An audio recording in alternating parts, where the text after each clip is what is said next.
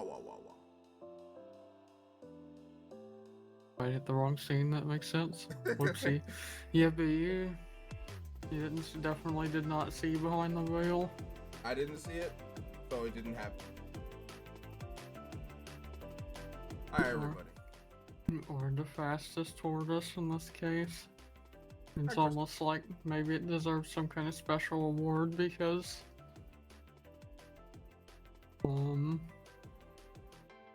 I'm the known hunter of first. I don't know. Hi everyone. Hi. Sorry, brain not working. We're back. You know the usual shtick. Pokemon Mondays. We started Ultra Sun and Moon last time. We didn't get terribly far because it was after like I don't know, an hour or two of us our diary playing. Trying to close out Black and White 2. So we didn't get terribly far, but we did get our first party member, or our first Pokemon, and then our first encounter. So we're really starting the game now. I'm excited. You learn that not only do young goats have pursuit, they also have an ability that does more damage on your switch in. Yeah. Like the dogs 2.0. Surely it won't come to bite us in the future. Surely it's not like the first boss fight or anything. Surely. Right? Surely. Yeah. Smiles. Well, regardless, that's your problem. Oh, do you not have that issue? I have something different that might be just as bad, but...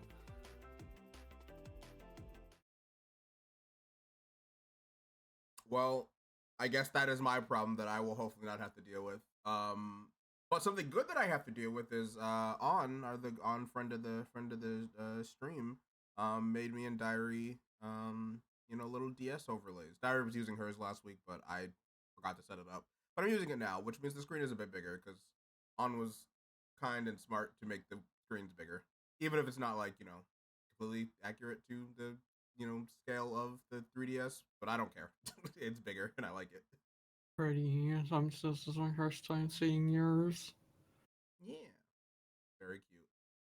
I wanted to mix because like when On asked me what I wanted, I was like, well, probably some form of like sunflower in there, and then I wanted like a mix of my colors because like I feel like right now my color is like yellow, when before it was like green. But like On it was like, I kind of figured you would do green. I'm like, I like a mix because I like combining both of my colors. Yeah, I mean I get it. Like mine's mostly purple, which is expected of me, but it's got the starry pattern. So yellow's always gonna be there in my color palette too. Yeah, I like that.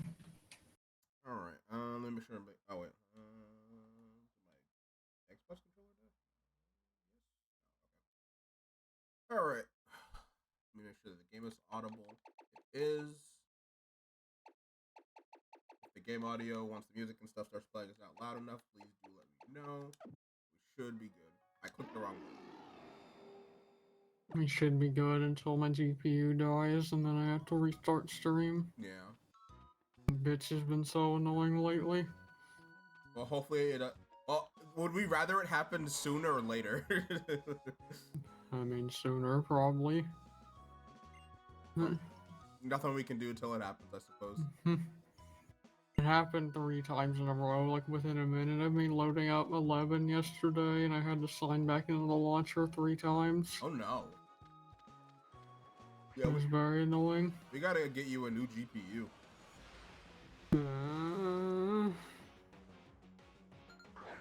Before we find out it's just like the motherboard and then I'm fucked. I hope not.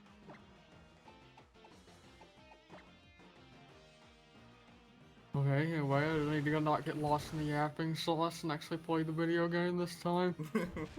I like the yapping sauce. Yeah. I'm so scared to hit fast forward on the simulator. What do you think? Because it'll make your computer explode? Not necessarily my computer, more so make the emulator explode because it already kind of stutters occasionally, and it's not like doesn't seem super stable as is. That's very fair.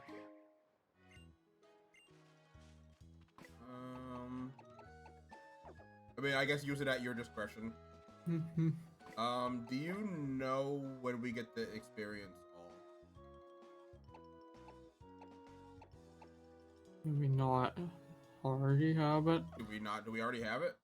Let me murder something and find out. Is this just a thing built in this game? Hey, I forget if that started in this game or in Sword and Shield. Sword and Shield.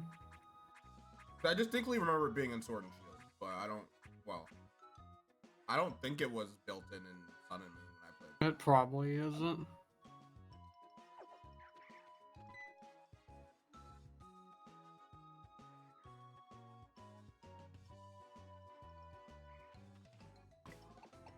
Just to be utterly safe, I'm just gonna use my potion on you just to make sure. Yeah. You didn't take too much damage.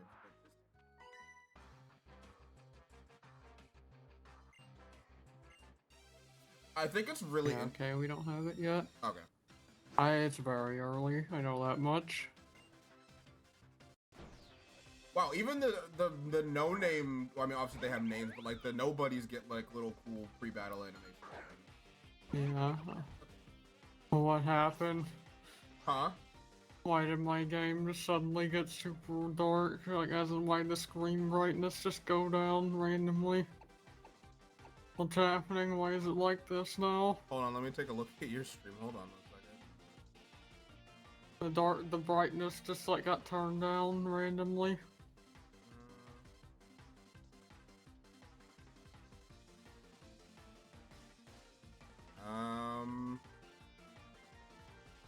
Maybe try going like back in the route or something and see if it's just like a emulator thing.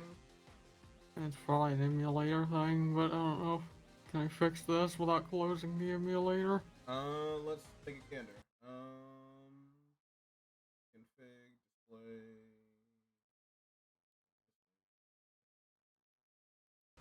Oh, okay. I made a loading screen and now it's normal. Okay.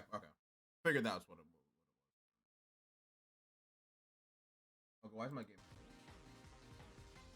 Can't wait for that to happen mid cutscene and ruin the vibe. I hope not. What was I gonna say? Oh, I think it's cool or interesting more so. Maybe not like cool, but interesting how in like, I don't remember how it was in Sword and Shield, but how in Scarlet and Violet, how like mandatory battles just like aren't a thing anymore. like trainer battles are like the routes. Like you have to like go up to them and talk to them if you want to battle them. Yeah.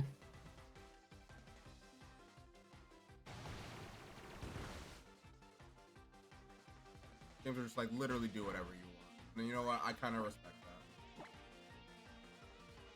People in Hawaii are kinda a little bit more friendly apparently. I'd believe it. If I was surrounded by beautiful bodies of water all the time, I'd probably be a bit happier too. Or friendlier.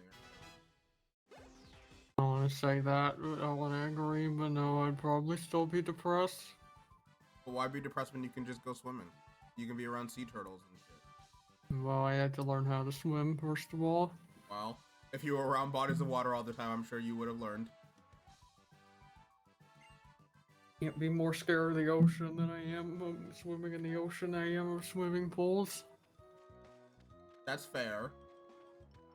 Do you want to learn? Kinda. Like, it's not something I want to learn. Well, one day. It can be scary, but also I think it's a really fun thing to do. Not that I've done it in a long time,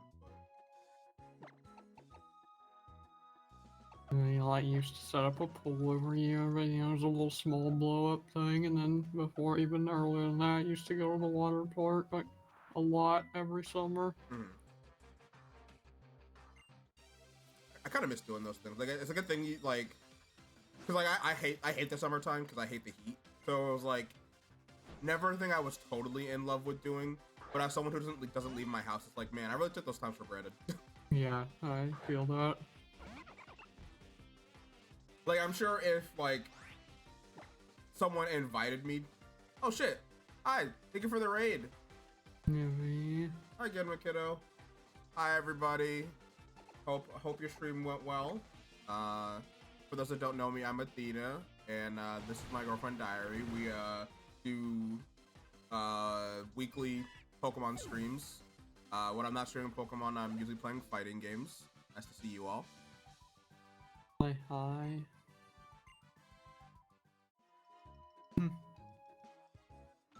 I'm the Pokemon Yapper. And I'm the fighting game yapper, even though I really don't yap that much. I just gotta play. I'm notoriously bad at yapping. I'm the 14 Yapper. I wish I was a 14 yapper. You did a few times when I was trying to play the game last. That's fair. Just gotta be with the right people.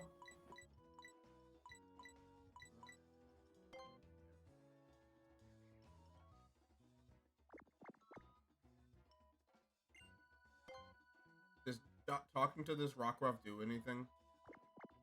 Let me see where you are. No, so this is a thing in this game. There's just like random Pokemon. You can like play with them around. They're just more fun. That's so cool. You can just play with the random stray dog. I love dogs. I can relate. IJRPG yap. See, I wish I had that power. Like, Sorry. no, you can take it. I've been very RPG pilled in like lately, which is like kinda like that doesn't like. I really like RPGs, but I go through long spells where I don't feel like playing them, and then like I get to where like they're all I want to play, and right now I'm in them, they're all I want to play. Yeah. I like them, but I have like the attention span of a bug, so it is very hard for me to like finish them or get very far in them. Like, I want to finish Yakuza 7 or like a dragon, whatever. I want to finish Expedition 33. Probably like a million other RPGs that I literally pick a Persona. I would like to finish it, but like finishing games as is already really hard for me. But then when you're like, hey, how about you finish this like 60-hour long game? And it's like, but like, what if I didn't do that? What if I played the same 3 games that I always play? Yeah, I want to say finish game, but also I get it, because like technically as much I want to play other RPG, but also I've just been playing 11 and working on art stuff like the last couple days, and it's kind of all I want to do. Yeah. But you know, there's nothing bad with that. I want to play more Final Fantasies though. Like that's I'm very Final Fantasy pilled right now. I wish I could share that sentiment. I like, cause obviously Final Fantasy is one of the, like the biggest like RPG series ever, and I wish I had the desire to play most of them. I like for the first time really want to play more of them right now, but most of them I don't own at the moment. Yeah.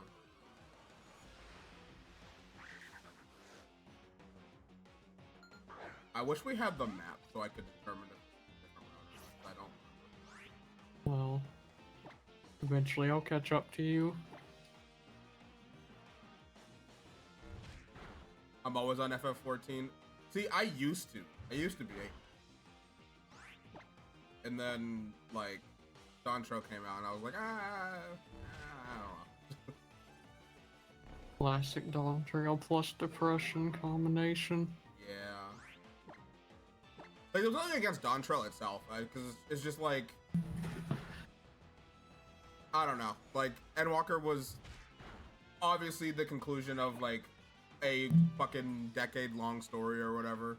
And, like, it also wrapped up, like, my stuff and headcanons personally. So I just had, like, less incentive to play. I want to acquire that level of attachment to an MMO, but like also another MMO that like has that lasts that long and tells like that long of a story, like probably never gonna come around again. I mean, maybe if you start playing a WoW, I guess. I mean, yeah, I'd rather just play 14 or 11 or ESO or literally anything. Yeah, that's fair. Cause like, you know, Destiny's another one that's like in a similar place where like,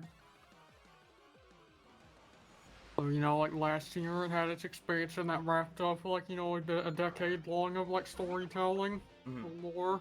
Just like 14 within Walker. And I'm like only ever playing like any of these games like like trying to approach any of these games seriously like post, which I mean I guess like they're going to tell more stories like Dawn Trail's part 1 of more story or is the beach episode. Yeah. But so like I guess it's as good as time as any to get into these games. Dawn Trail's the beach episode that then turns into politics. Yeah.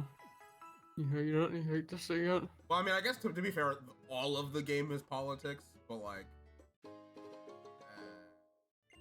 it's kind of like a big focal point. And I'm not gonna say that it's not interesting because once again, I didn't get terribly far into it, but I'm also like not in the biggest rush to go back to it. One day, One day. I'll get there. On some account. Yeah, like Final Fantasy. Yeah, of course, all of Final Fantasy is that.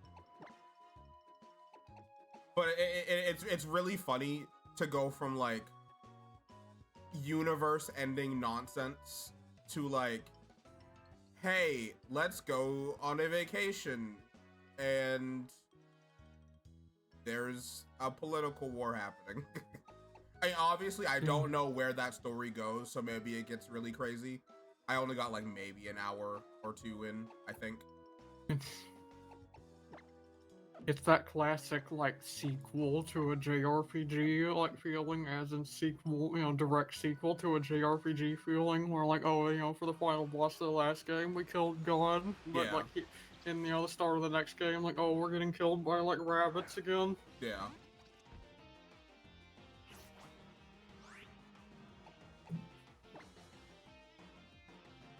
Do you think my level 4 bug will be okay against the Picky Peck? Or do you think I just should not risk that? I'm very afraid for your bug, I'm not gonna lie. I don't think it'll get one shot, probably even with a crit at this level, at these levels, but We'll just play it safe. Because I feel like there was a lot of, we'll be fine for me, and then into it was not fine. During Black and White 2. Okay, yeah, it immediately used Peck, so that probably would have hurt him. We're just gonna play it.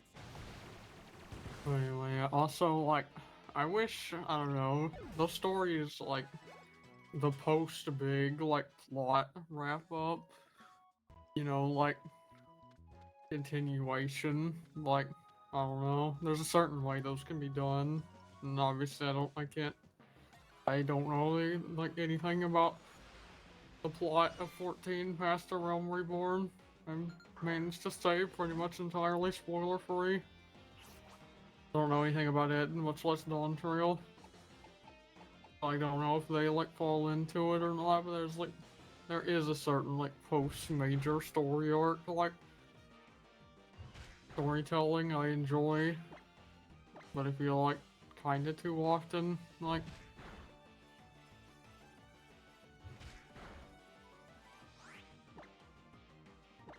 I'm not an MMO person, but my love for Final Fantasy got me into it. I definitely get it. I'm for the most part not an MMO person or a Final Fan. Like, the only Final Fantasy game that I have I've finished was Final Fantasy 15, and I didn't play it because like I love Final Fantasy. I played it because I love the boys. You literally said the other day it wasn't because of the twinks that you liked that game. No, but like it's not because the twinks. It's like their brotherhood, their friendship. It was a boys road trip, and it meant so much to me. That's still because of the twinks. But like, not in the way that you're making it sound. I mean, yeah, I'm making it sound bad, but that's still the same. That still means this is still the same meaning. Because like two of them aren't twinks. That's fair. But yes, I suppose yes, it is because of the twinks. It's because of my point is it's because of the boy band road trip. They're just so good. I love them. You get to drive a car. That's it. Like, I don't know. I think I love modern fantasy. I do not disagree at all. Like, as modern fantasy, like, I wish it was a genre that was explored a bit more. Yeah. I love fantasy put into different contexts. I don't. Modern fantasy is like so fascinating and like,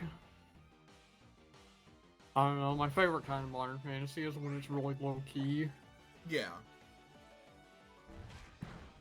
But it's just really neat to see like games mix fantasy with like modern stuff.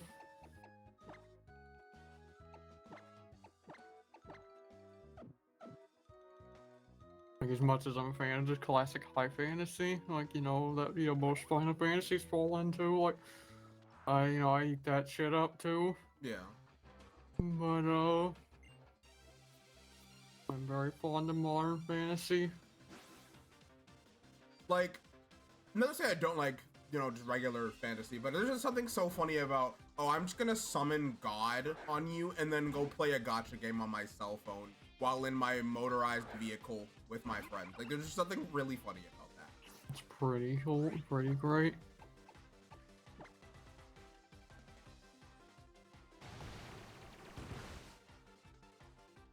That being said, I was really enjoying Final Fantasy VII Remake when I was I played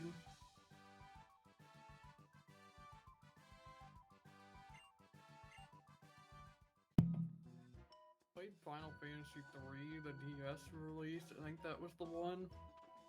I was super young, but I somehow played that game to finish despite being young and barely knowing what an RPG was. Yeah. That game's definitely what got me started on, like, enjoying Bravely Default and stuff, because that's, you know, that's the system that Bravely Default takes after, it was like the classic job system.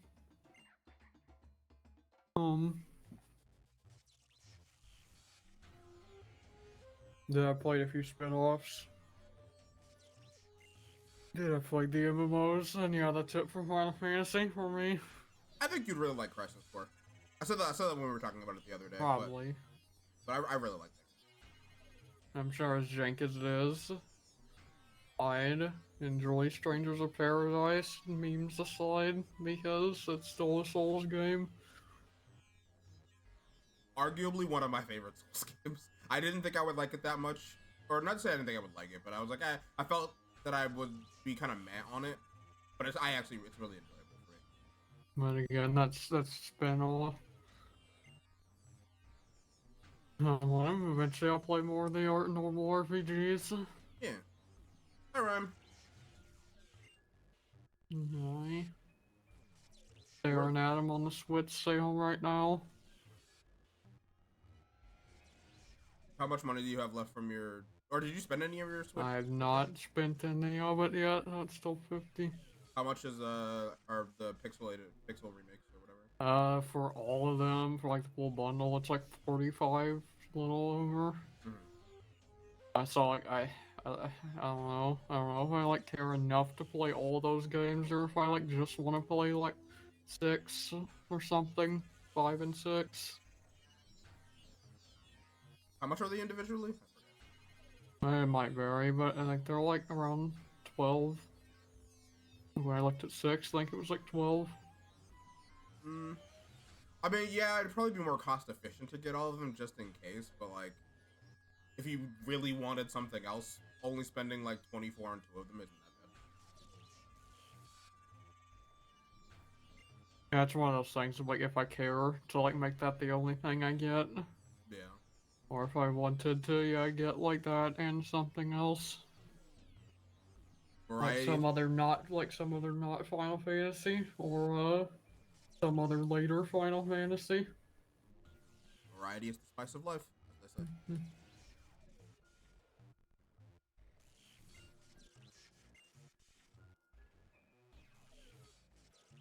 I know playing one would give context to Strangers of Paradise, but also I've already had that game's entire plots explained to me, so.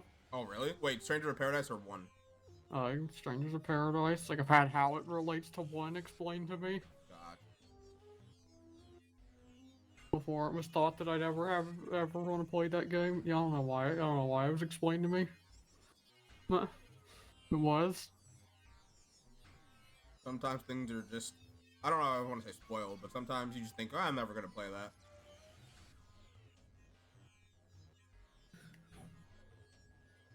Like, the ending of Persona 5 was, like, explained to me, because, like, I stopped, like, not right before the end, but, like, a good chunk towards the end, and I was like, I'm not finishing this piece of shit. It's not a piece No. of shit, but I was like, I was kind of done with the game at that point. So the ending was explained to me, and then I started playing the game with my friend, like, probably a year later. They started playing Royale. We started playing Royale and stream together. I will play Persona at some point as well and go through this dilemma. But it's not like the kind of vibe I'm in the mood for right now. I think with the way things are going, just in knowing myself, you will probably finish a Persona game before I do. Probably. Like, here's the thing: if like the TISM gets on it, yes, I absolutely will. So I'll like play it start to finish. Which is That's why like I want to play RPGs. Like I want to play Final Fantasies like right now is because the TISM is on them, and like if I don't capitalize on this, who knows when I'm gonna want to play them again. yeah. Like, I have been playing Persona 4 off and on for like since I was in high school. And I just turned 28, so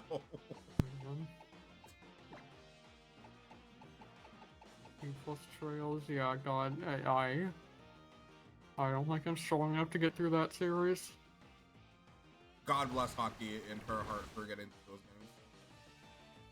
I want to play first the remake that came out, a few months ago. I want to play that. And at least, and we'll see if I play any after that whenever I get around to that. Even though I know it's like a death sentence to play that first, because if in chance I wanted to go back after that, it would feel like hell. Yeah. Cold Steel 3, that's also where hockey's at. I don't think the games are for me, but I'm happy for y'all. They definitely could be. I just had to be in the mood for like starting and playing them. I hate that like the way my TISM works. I'm like rarely in the mood for like a genre as a whole. I'm in the mood for like this specific game, like series or game, singular. Yeah. And it's annoying.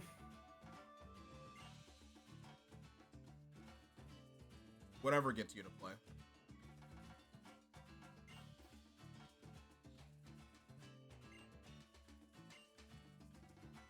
I'm gonna wait until Trails in the Sky second chapter. Yeah, that's probably what I'd do. Like if I started with first, I'd just wait for second since it's already been confirmed.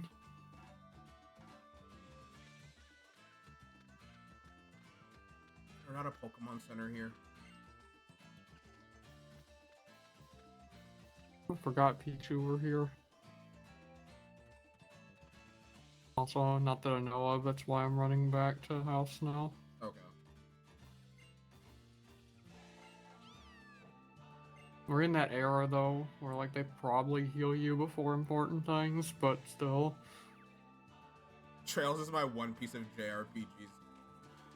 I wanna catch up on One Piece so bad. Like, it's the one series that I wanna like like, not to say I don't care, because like I love One Piece and I've always loved One Piece because like I watched it growing up. You know, like the on Toonami, and then like I played a bunch of the video games. So I've always had the interest, but like every time I sit down to watch it or try to read it, I just like my brain, like I just can't. I mean, I've been having issues trying to read anything recently, but it's the length. It's the length. And I know that it doesn't matter. I like it, just enjoy the ride. Cause if what the One Piece is spoiled for me, I'll feel like I can never truly enjoy it. I did hear that season 1 is about to end. Yeah, it's crazy. It's crazy that it's ending. Well, not ending, but like they're just now switching to a seasonal release. I think I got. What did I get? I don't even think I made it to like triple digit episodes. I think I maybe got to somewhere in the 40s or 50s last time.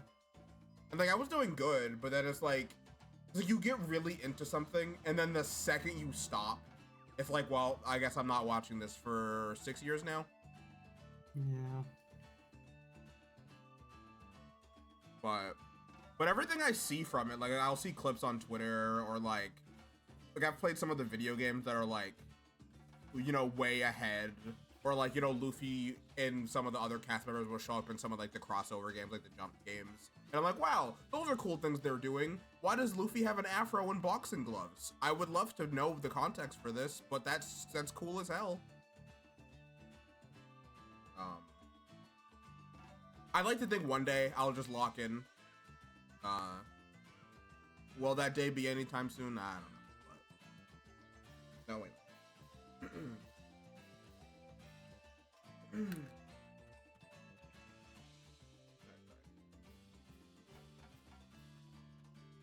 I wanted to wait for this announcement, TBH, because I want them to really focus on the final chapter. Yeah, I hope it'd be really, really awful if like the conclusion of One Piece is bad.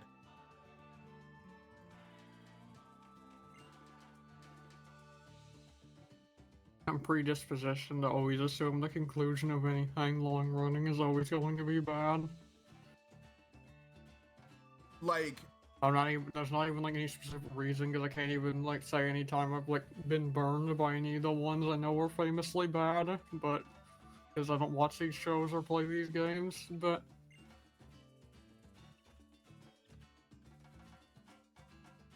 like bad in the sense where it's like actually really bad, or just like disappointing because it like didn't live up to it just like couldn't live up to the hype. I mean either or, like just, you know, the general foul taste, and everyone who like is really into it, like the general foul taste. Because like obviously that wasn't a conclusion to the series because we're getting another game, but like, and I feel like we talk about this all the time, but Kingdom Hearts 3 I don't think is inherently a bad video game, but it's a disappointing one. So I hear everyone say. Yeah, like I think the game is like it's like fine, it's fine, but if you're like, Remind fixed everything bad with Kingdom Hearts 3 in my opinion. I'll be so real, I played through it and I don't remember anything about it. I'm not saying that like, oh, absolutely gameplay wise. I'm not saying that it was good or bad, I just do not remember. I played it and then I completely just voided it from my memory. Like I remember my time with like base game, and that was like obviously I had my issues with it, but it was like okay, but I don't remember anything about the DLC aside from like the post DLC stuff. I wanted to play 3, you know, since it was first actually coming out. I just never had the money and the means, and then, you know, like years grew into more years, and now it's like, well, and you know, now I've like heard basically everything about the game and seen chunks of it, and now it's like, well, I'm never gonna play this video game. I think you should play it still. I mean, obviously, if you have no interest, don't do it. But like, I think if like I always think it's good to play things yourself and form your own opinions on things. Mm-hmm. Like, maybe you'll still feel the same way afterwards, but I think it's still a very fun game to play. Like, regardless of how I feel about the story, and like things that it could have improved on, I think the gameplay is absolutely great. I'm one of the people that likes the attractions. I don't think they're like perfect or anything, but I love the attractions. I legit went to go play KH2 after messing with 3 and I felt like I was moving with weights. That's fair. I still think KH2 is like my favorite in the series though. Like, Kingdom Hearts 2 is just like a really good game. I will say, yeah, like the movement that you know, some of the more modern Kingdom Hearts games have made is really cool. Like, it's cool that movement is such a central part of the modern games. yeah. Which bums me out that I don't like Dream Drop Distance all that much. Yeah. Maybe I should give it another I chance. have played that game but never finished it. I didn't finish it. I finished 1 and 2. I think another thing is I kind of want to replay 2 because it's been so long since I played and finished 2. Like, I played and finished 1 more recently. But it's been, and I meant to, you know, roll into 2, but I needed a break, and then, you know, then, you know how that goes. Yeah. I want to do 2 again at some point, because I know everything that happens in the game, but at the same time, like, it's been so long that I don't, like, remember exactly, like, how and when everything happened, so I know I'd, like, enjoy seeing it again. Yeah. Especially since I haven't played it since the PS2 or OG PS2 version. Did you play Birth by Sleep? No. Oh, you gotta play Birth by Sleep. Birth by Sleep is so good. Only, I mean, like, other games I played is, Dream Drop and, like, a little bit of fucking fuck-ass Chain of Memories. I won't talk about Chain of Memories because I'm just like, I also won't talk about Chain of Memories. I want to like that game or to be more specific, I love Chain of Memories. I want to like read Chain of Memories, but I just wish it was not what it is. I think I rented like OG Chain of Memories once and like thought it was pretty neat, but yeah. And I tried to play Chain of Memories. No, that's what I did. Like after I finished Kingdom Hearts 1, I tried to play Chain of Memories. I was trying to play them in chronological order. Yeah. And then yeah, I like didn't get very far, and then so I also didn't play 2. We need Square Enix to just like, I know they're never gonna do this because they've already released all the collections and whatnot, but I need a mobile collection port. Like, put the time in, fucking outsource it if you have to. Give us an actual version of the DS games. Give us regular Chain of Memories. Like, not like I don't want the fucking, you know, HD cutscenes. Like, those are cool, but I just want to play the fucking video game. And I know they're not gonna do that. I know they're just never gonna do that. Yeah, absolutely. Chain of Memories, like, not even like I think the gameplay just fits better on the GBA version, but also the charm of like the pixels, the sprites and stuff is much better in my opinion for that type of game. Plus, it annoys the shit out of me that they were like, "Hey, let's use the Kingdom Hearts 1 engine for this Chain of Memories, you know, remake, but we're not gonna make it play like Kingdom Hearts 1." Like, it bothers me because that's the only way to experience that content, like that part of the story, and I've never really done it because I didn't finish Chain of Memories on the GBA, and playing Chain of Memories just feels like a slog. I don't want to do it.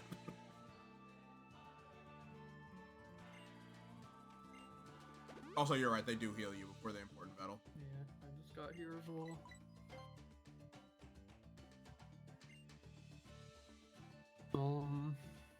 Yeah, I don't know. I want to play more in the other games. Like, I hear a lot of good things. I hear, like, almost unanimously good things about, like, Birth by Sleep and stuff. Very good. I want to, like, get around to playing it. I feel like it's probably the longest. This is just me going off based off of my time playing it, but it felt like the longest Kingdom Hearts game in the series. Because you play like 3 different characters.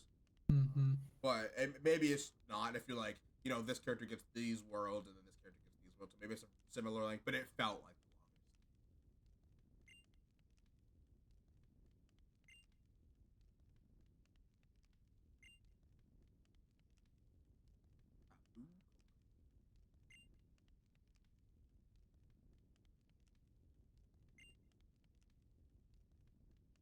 Hi, Hal. We're gonna beat you to smithereens, Hal.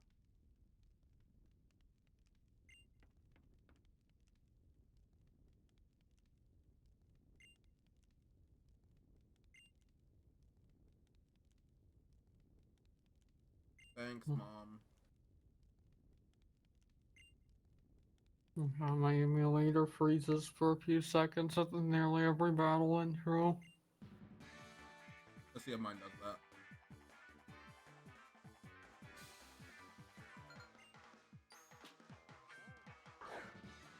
Mine hasn't done that.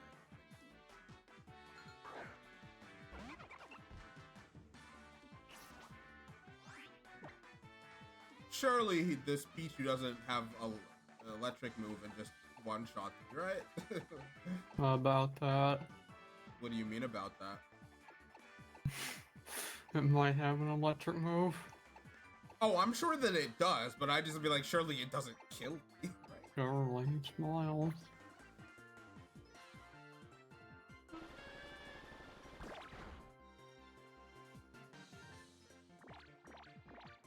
Charm is attack, right? Yeah. Well, it doesn't matter, because I'm a special attacker, baby. Right? Hopefully it was a special attacker. Yeah. So when you got special moves, then yeah. Hey, you never know. I feel like you told me some things about Pokemon. They're like, yeah, they're mainly a special move, but they'll be a physical attacker for some stupid reason. I mean, yeah, there's plenty of them, but that's what I mean. Just assuming at your level, Popplio has special moves. Yeah.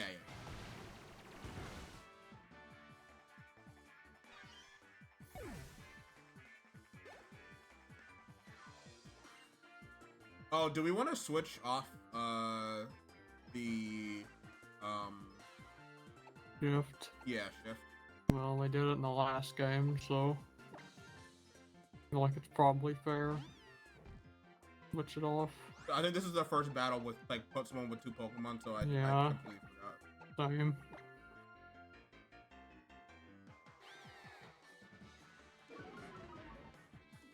You fool! I have no attacking moves aside from tackle, I think, or no, I have pound.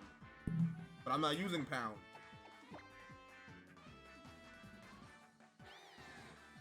Man, I have cooked the owl. I have cooked, or I have soaked the cat. Don't take that in the wrong way. Young Goose gets pursued at level 7, apparently. Did it use it? I'm the one with the Young Goose, and Oh, just yeah. pursuit at level 7, so I'm just telling you that as low as level 7, they can have pursuit. Okay. I hate that's still a thing that hangs over our heads. Hey, if we played Gen 8, it would be gone. Yeah. This is the last game with pursuit to date. Not counting Diamond and Pearl remakes. Yeah. Hopefully that shit never comes back. That shit's scary. It's very scary. You know, it's so funny to think about, because, like, obviously I played a bunch of Pokemon games growing up. I have never seen that move used in this context of, like, a Pokemon using it when I switched out before, like, us playing these games together.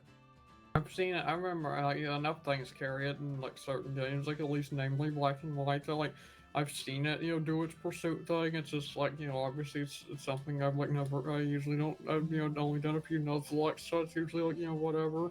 Yeah. But at the same time, I was very conscious of it, so that's why I warned you of it so early in Black and White as well. It never ended up killing anyone, did it? I don't think so. Not directly anyway. It might have, like, got something killed, like, from the, threat of it. Yeah. I don't think it ever directly killed anything. Certainly stupider things got people killed, but never the thing we were like super afraid of. Which is really funny to think about. I'm still really sad about Gex. I'll probably never get over Gex. Like, I feel like this. Okay. Oh, sorry. Let's just see what's gonna happen is we're gonna get to the desert area and you're gonna catch Gex too. I hope so.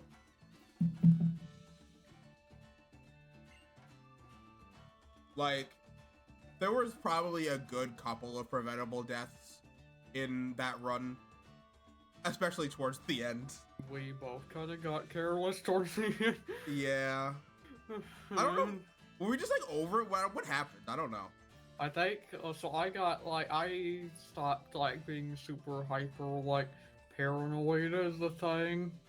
And I know you like risked a few. Like, I think it was Freddy. You like risked because you were like, oh, use submission and style on him, and then he ended up like getting killed. Yeah. Because he missed, I think, with like a 80% accurate move. Yeah. Yeah, I did do that. Like, there was at least one that happened to that, and then there was like a few like where like I just didn't think like, oh, this has a move that it probably has a move but scary. I think at least 2 Pokemon died to acrobatics. Yeah, definitely. That move is so fucking scary. It really is. Thankfully, it's also like it's still a thing here, but thankfully, like it's also like something I just strongly associate with. Just like every other Pokemon in Black and White specifically has it. Yeah. Which like I don't think it's as common here. Still a thing though. Yeah. So you said it like probably once or twice, because like this is probably one of the harder Pokemon games, right? You said. Yeah. Is it just like the end game stuff that's hard, or the whole? Because like I felt like Black and White 2 was a constant challenge throughout the whole thing. So that's what I'm not quite sure, because like when I think of this game in my head, I'm like, oh yeah, it's not that bad, like overall. But then also that's when I'm like not playing with like level caps and all that. Yeah. There's there's an in-game fight that like I know everyone talks about like being the run killer. So, like that is very hard, supposedly. Like, yeah, probably like about the hardest fight in Pokemon for a Nuzlocke. How early is it? Like where does it take place in the game? Like second to last trial. Oh. After the second to last trial, I think. Like maybe even after the last trial, I forget exactly. It's the big like story final boss, like as in not like champion, but the big plot final boss. So the Geddis. Oh yeah, the Geddis, yeah, basically. Okay. So yeah, everyone talks about that, definitely that, but like I never hear people like talk. I always hear people say these games are the hardest, but yeah, I don't know if it's just for that or everything else. Like, because when I think about it in my head, I'm like, yeah, everything else does sound kind of bad. Like specifically because of how I know the totem battles work. They kind of scare me more than gym leaders. I'm not gonna lie. Yeah. For like a Nuzlocke.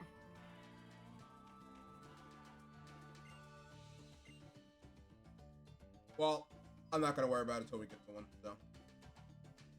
I'm also like, yeah, I think it's going to be a bit harder to. I'm really like not sure how to do the level cap because like we can do it at the level of the totems, but I feel like they're always like a couple levels lower than like generally like gym leaders like aces would be for that number. Yeah. Like I believe our first totem was level 12, as opposed to like like Sharon's highest level being 14. Yeah.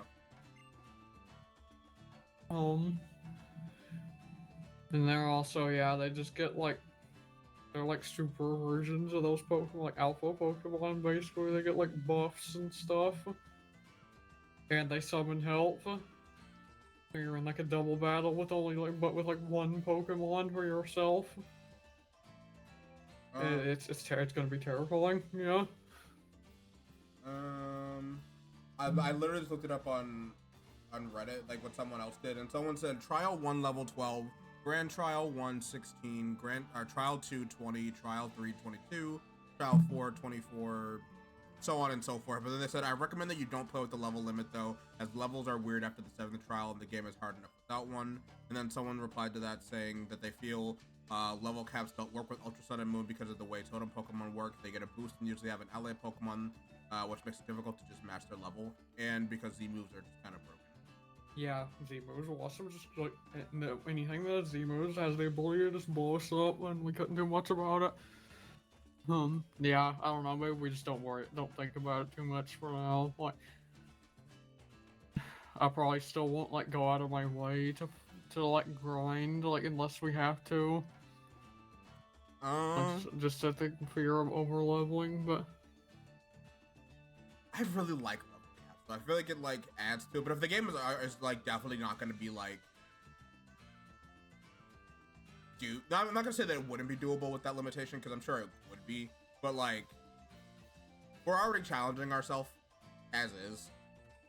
I mean, because when my initial thought was like, maybe whatever the totem Pokemon is, or the highest trial Pokemon is, like +2. So if it's 12, then the cap would be 14 or something. that would be reasonable, probably. Versus also the thing of like EXP old game, we could very easily just like overlevel ourselves. Yeah. Because I think this is the first game where you can't turn it off, so maybe you can still turn it off in this game, but I'm not sure. Maybe we'll go by vibes for now. We're not even like an hour into the game, so like it's not like we have the rare candies, so like odds are like we're not going to be threaded over leveling like much right away. Yeah.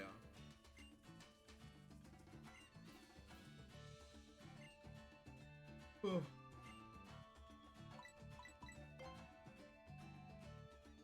islands. Travel to the 4 islands here in the Alola region.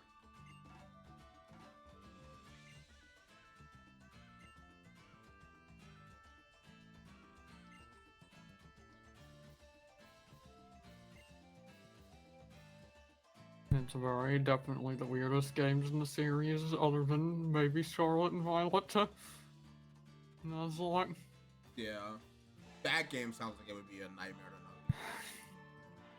to know. yeah.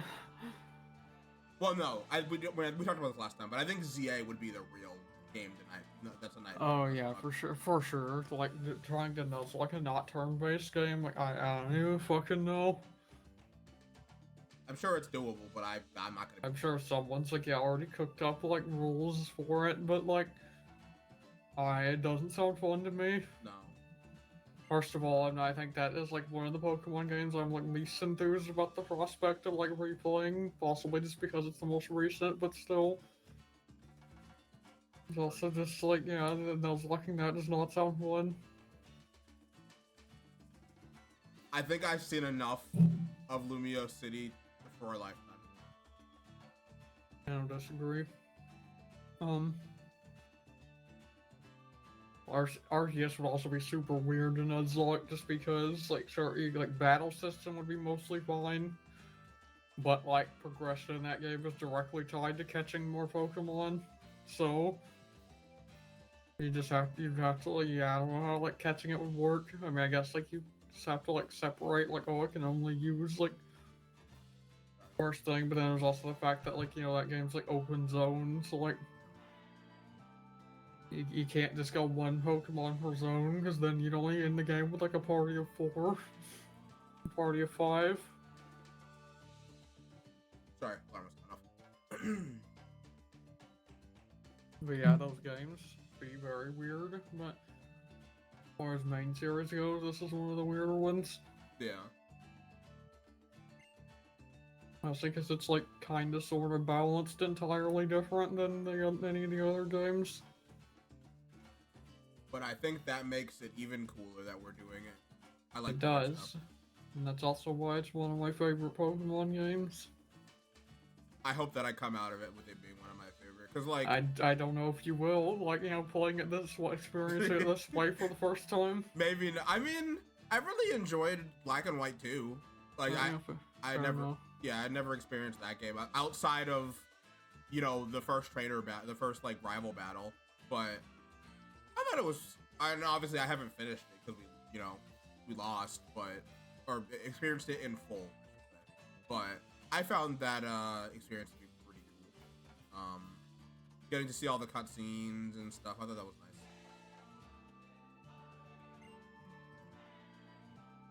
It's very nice. I think it's definitely one of the better Pokemon games ever made. Absolutely.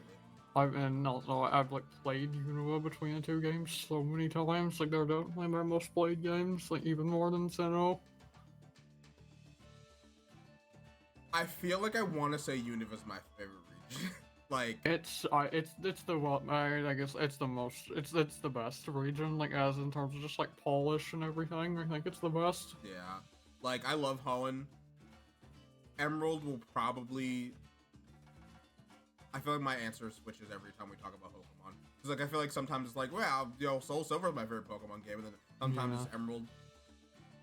Man, the same way, like as in like sometimes I think I say. Sometimes I think I say like Ultra, Sun and Moon. Other times I say Platinum.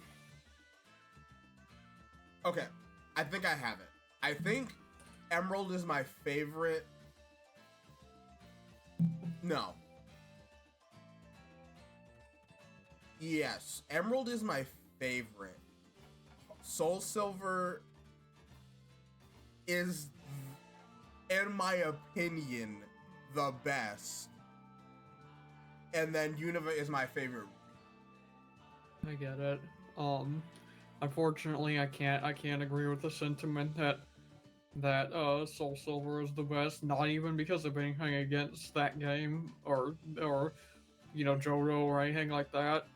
It's purely because it has like all the problems of being a Gen 4 game, like just the extremely slogginess and stuff. Oh, absolutely. I will not like it. Like one of my favorite games ever, Persona 4, is a fucking slog. Cannot disagree with you on that. Like, and I say that as being like at Platinum's like the same as also Gen 4. It's the same thing. So yeah. Like, but it's one of my favorites. But like, God no, it's not one of the best. It's partial, like, nostalgia, bias, I suppose. I mean, yeah, and that's the way Platinum is for me, and Emerald in a way too. Man, and I think genuinely like Platinum. I really haven't. It's been so long since I've played like Heart Gold and Soul Silver. I like don't know exactly how those games are later. But Platinum does do some neat things. Like it does. Like I think a lot of the battle design is pretty good in Platinum. Or a lot of the ways the fights themselves are like balanced is pretty good, if a little bit awkward at times. I think Platinum is actually the only Pokemon game that I like, at least mainline Pokemon game that I just haven't touched at this point. Yeah. Like it's the best version of Gen 4. Like at least with because now I've touched Ultra Sun and Moon, and I like years ago, I played the intro to Black and White 2, but I don't think I've ever booted up Platinum. Like I've just had no desire to go back to. I don't blame you. Like, I mean, especially if if Diamond Pearl's your first experience, it's bad. I mean, I love that game. Don't get me wrong. Oh, okay, I guess I also haven't played Brilliant, whatever. Like I haven't played those games either, but they're also Sinnoh, so I'm just kind of lumping them in together. Yeah, like not to say that I couldn't enjoy myself if we were like actually wanted to do Platinum or something. Like I'd be totally fine with that because we're just on the play games that Athena has never played before kind of track. But yeah, I don't know. Like Sinnoh was like fine. Like I said, I put a lot of time. I've probably put more time into that game than most Pokemon games. Just because it was like the first DS one, and like first DS one. Also, that game had arguably the most engaging like side activities too. Yeah, but I don't know. Like, I don't want to say it didn't leave like a lasting impression on me, because like obviously there's a lot of Pokemon in that region that I like, and like the legendaries are cool and all that and whatnot. But like I don't know. I just I had great, it's almost nostalgia bias because Pearl was like the first game I like owned for myself. Yeah. But yeah, I have great attachment to those games. Even if I've only like finished Platinum once. It's just jank aside.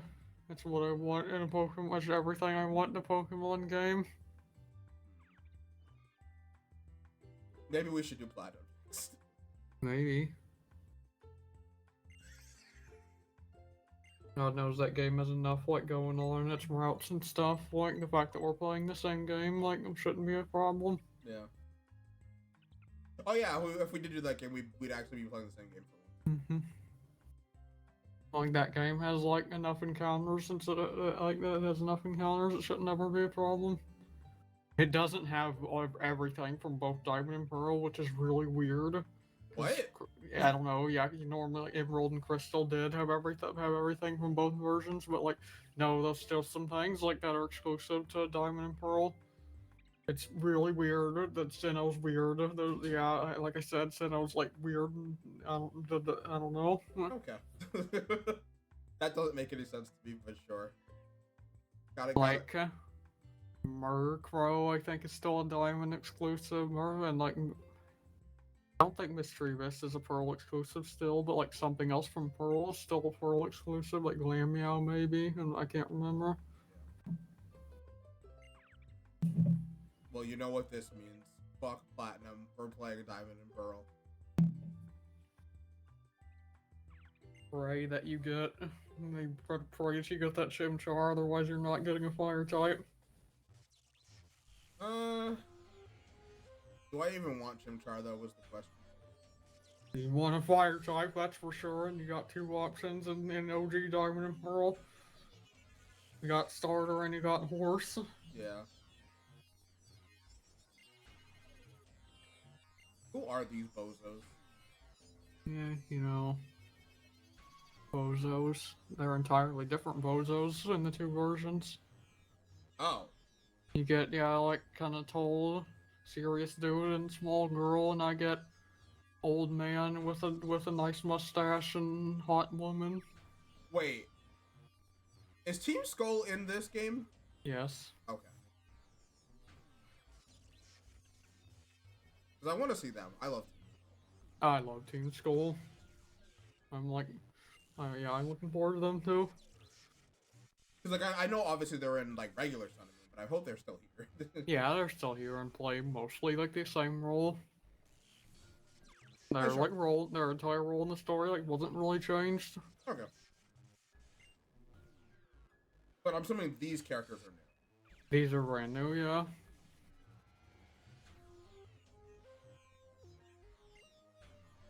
I don't have the picture on me, but I should like post a picture of when I cosplayed as a Team Skull Grunt. It is a good cosplay. I like it. Thank you. It's cute. I was not very far into the game, but like they left such a lasting impression on me that I was like, I have to cosplay. They're so fun. And Guzma might just be my single favorite Pokemon character. To elaborate, I wish he got a little bit more screen time and like more time to be a character, but like Ultra versions, at least post game, gives him a little more time, and he's so fun. I never met him. That's how far into the game I Yeah, I mean, I figured, but yeah. Like I know of him because one of my friends was like loved Guzma, but like I do not know him. I love him. Not just because he's a Glycopod stan, which is also one of my favorite Pokemon. Interesting.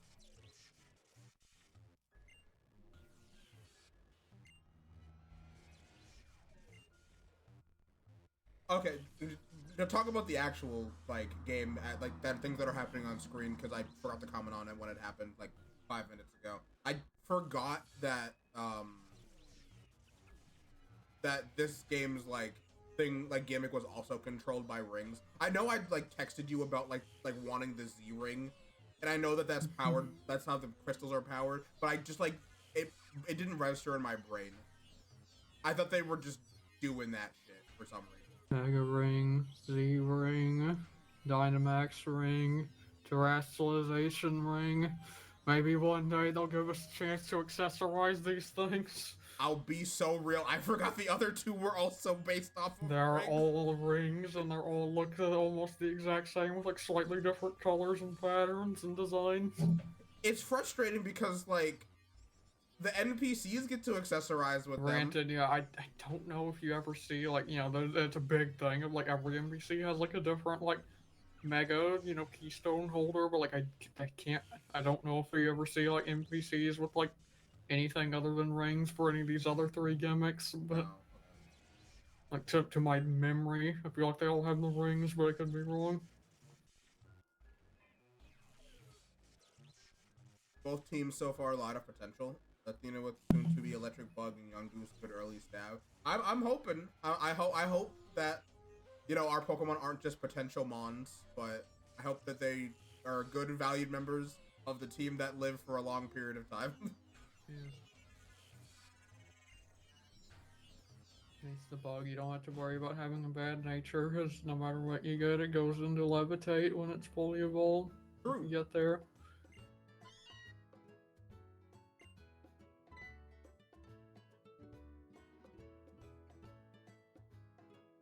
I think this is a different route.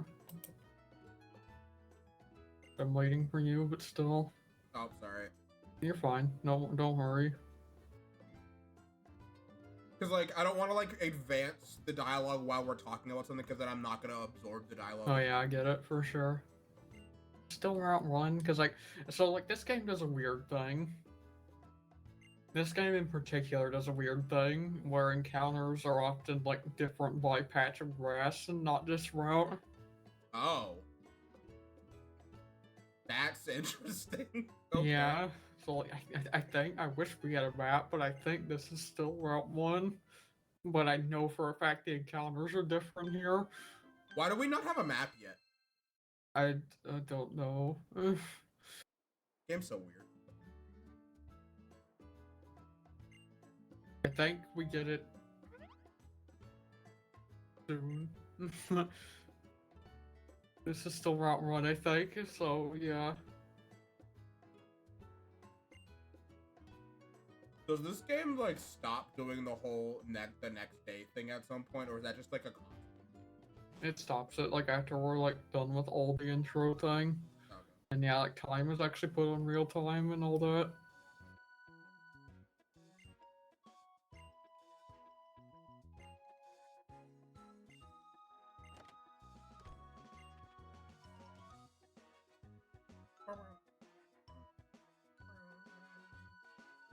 Route 2, I believe, has a patch of grass that has a Munchlax, but a different patch with a Bagon. Yeah, I believe. It's just very weird. And like there's overall less routes in this game, I know that too. So less reserves is what you're saying. Yeah.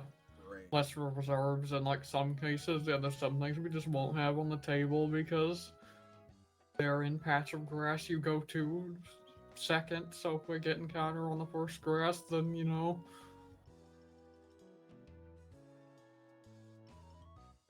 I mean, you can have repels. True. That was our main way to get past that type of stuff in Black and White 2.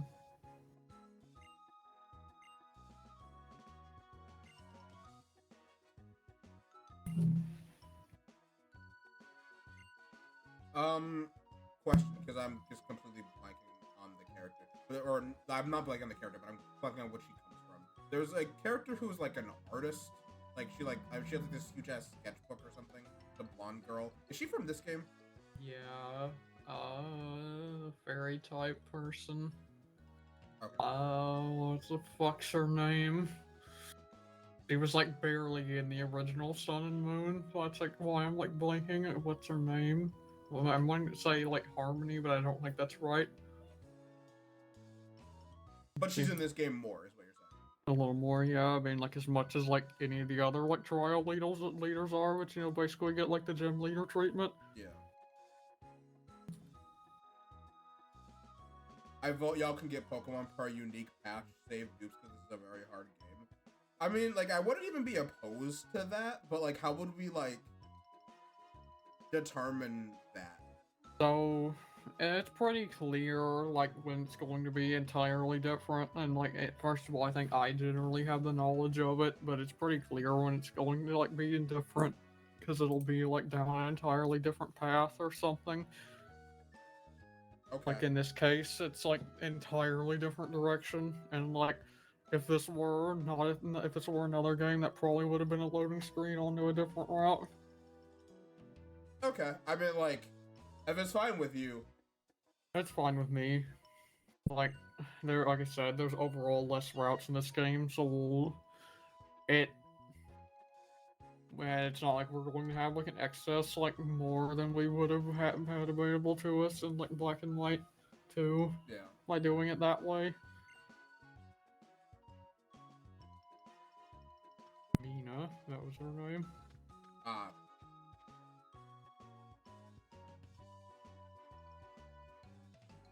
EP artist girl.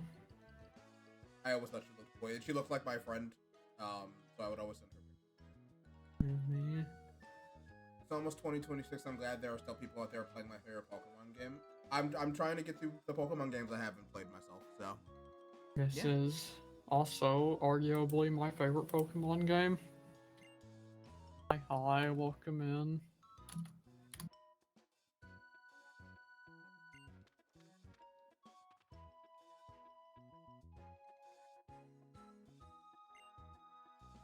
I love this game very much. I think I'll love it, or at least enjoy it.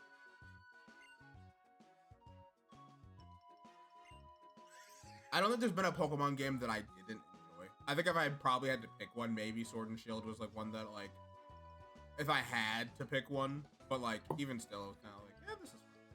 Sword and Shield's the low point for most people.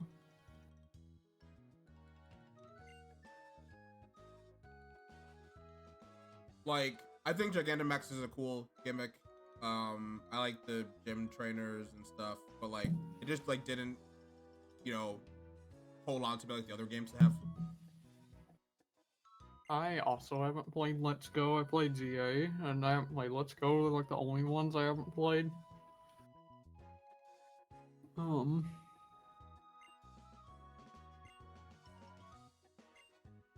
Sword and Shield, like, yeah, I don't know. Wild Area didn't do it for a lot of people. I think it has one of the better visual styles of any of the Switch games currently. The colors, like, I really like the way the models look. The colors, like, really pop in that game, as opposed to Scarlet and Violet, that kind of almost has, like, Skyrim syndrome, where everything's kind of muted. Yeah. It's been too long since I played the Sword and Shield, but yeah, I definitely get it.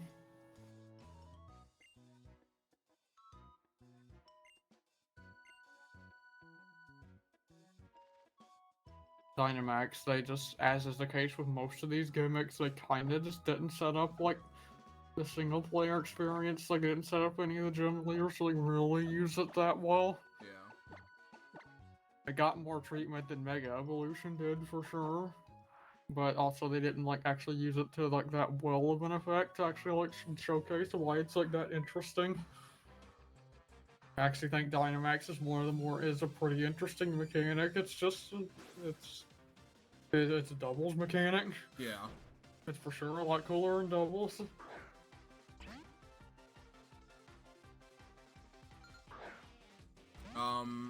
Arguably, I think it's the main thing to look forward to in Champions, since, like, especially since Sword and Shield season, like, got shafted.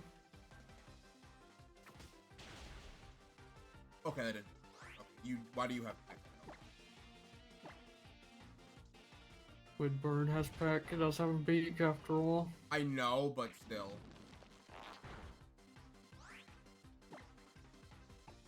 I think I'm fine. I think Dr. Surge can take this. I think so too. I know squids have beaks, but still. I love Nebby. Like, Cosmog's like, I want a plushie of Cosmog very badly. It exists, right? Oh yeah, like if nothing else, like the shit-sitting cuties like line exists, Yeah. but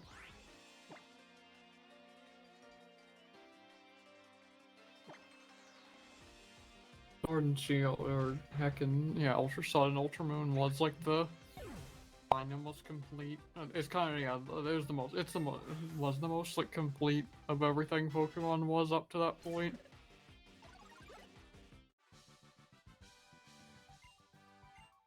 Mega Evolution is the worst gimmick because Snorlax doesn't have a Mega. I don't entirely disagree with that sentiment. Likewise. Even if Gmax Snorlax is like very fun, like it could have very easily been a Mega as well. It's a good thing it's not from a balancing perspective, but Snorlax really, I mean, it could, I mean, could by today's power creep Snorlax, yeah, I could use it, but by then, it would have been a problem. Is this a different route or no? Or how are we treating this? This is not a different route, but yeah, this is what I was talking. This is the place I was talking about where the encounters are different. So do we catch something here? I'm going to say yeah, because there's a lot of things like this in this game. But yes, also yeah, Story's got like every gimmick but a Mega. You're also a competitive player, that's neat.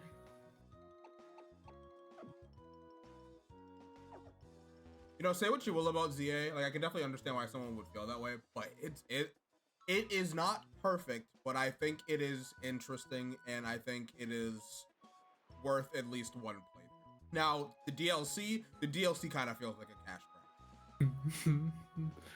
DLC was made for people like me that will you know like pop for the new Mega Evolutions and nothing else. Okay, I got a Wingle. Alright, I'll see what I get. Max returns once again. Surely this thing doesn't just like. That's a Wingull, a memory roll.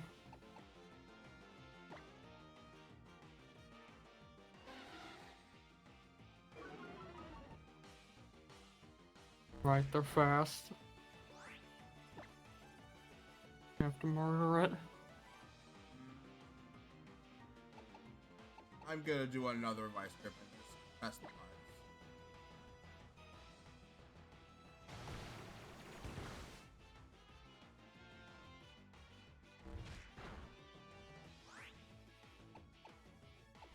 vibes. That's insane how many mythicals that DLC just put in there. Yeah.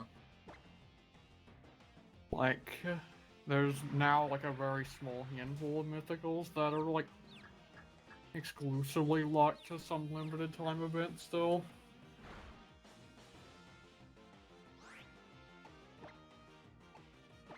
I haven't like done everything. I haven't like finished the DLC as in I haven't like finished the Pokedex and gotten everything. Which I should because first of all, I like my completion in Pokemon games, and second of all, I still gotta catch Zeraora, which is an event they did miss out on in the past, so.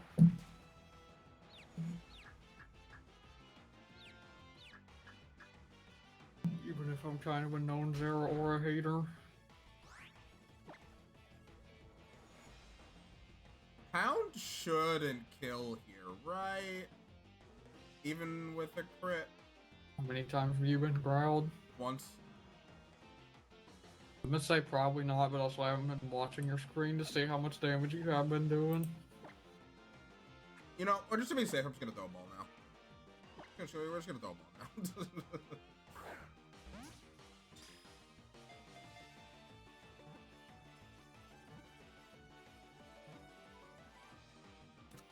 Alright, yeah, we played.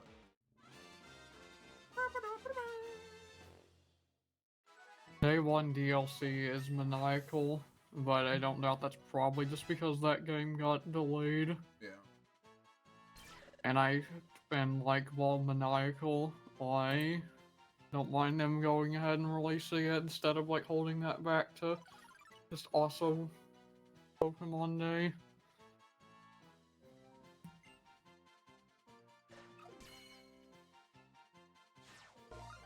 What did you get, by the way? I have yet to find not a Wingle. Okay. I know there's other things here. Okay, okay. I get squid. Wait. Can I? How do I? How do I turn my emulator upside down? I'm sure there's something in the settings. Hold on. Let's figure. I'm sure there's a way to. There's probably a gyroscope setting, something like I don't know. Yeah. I turn my emulator upside down. There's a tilt option in the controller thing. Oh, Maybe no. that. Maybe. I'll just look it up because I'm sure someone else has had this question.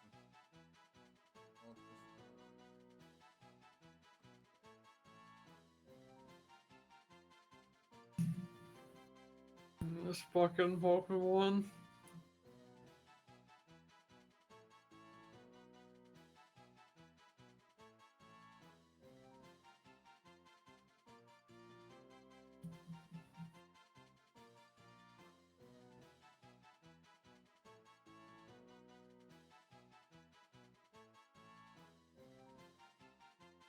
See, it's also weird. Well, not it's not weird, but like it's hard because like this is like for Citra and we're not using Citra, so. Mm-hmm.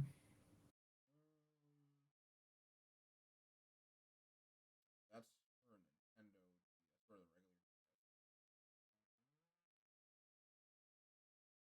regular. Worst case scenario, we have another male Combi situation. I hope not.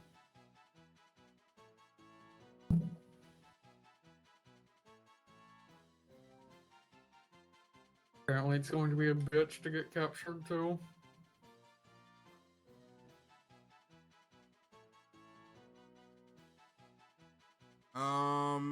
So at least on Citra, someone said if you level up in K, hold right click on the bottom screen and move the mouse up. It'll have the same effect as if you were turning the screen upside down. I don't know if that will work with I guess this. we'll find out when we get there. Yeah.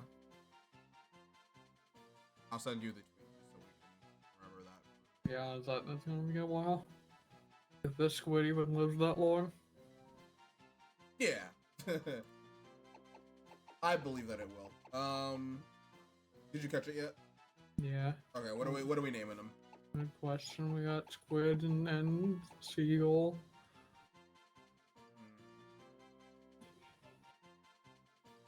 What is a squid and what is a seagull? What's this team Inkle and team Wing-K? I mean, I don't hate it. I hate it just because it's fun to say. Yeah. Do you want to be Inkle or Wing-K? You know, Inkle tickles my tism. Okay, you can be Inkle and I'll be Wing-K.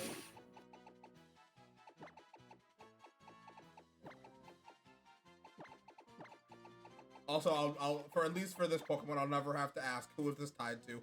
Yeah. Reminds me of Duck and Dog. Yeah. Shout out to my goats. Rest in peace. Rest in peace.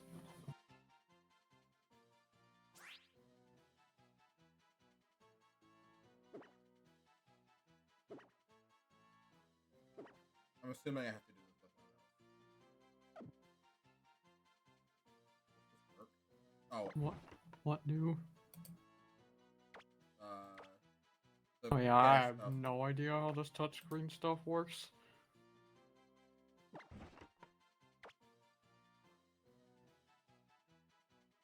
How does it work? I don't know. That's wiping out. Oh, okay. So it tells me. Drying wet Pokemon. Okay, there we go. Why is everyone minus speed? Did get contrary though. Superpower setups are gonna go crazy. I don't even know if this can learn that without tutor. Probably not. Okay, didn't like that. Sorry, won't tap your pincers again. I'm sorry. Sorry, Dr. Surge. Can I feed you a bean? Do I? Oh, I do have beans. Is this like based on the type they are, the beans that they like? Um, I think the color is just for fun, but don't quote me on that. Okay, I'll give you a red bean. Eat the bean. So much time is gonna be lost to me doing this. We're never gonna make any fucking progress. Here's the thing. It technically here's your status conditions and maybe heals you. I forget.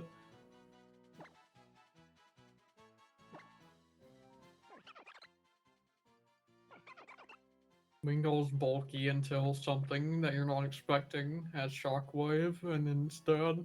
Yeah. God, I'm so easily amused. I love this feature.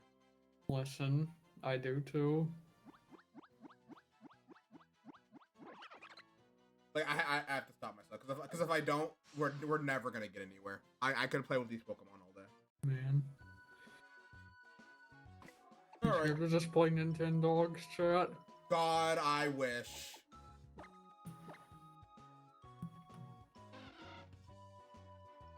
going on? Heals status conditions of his training.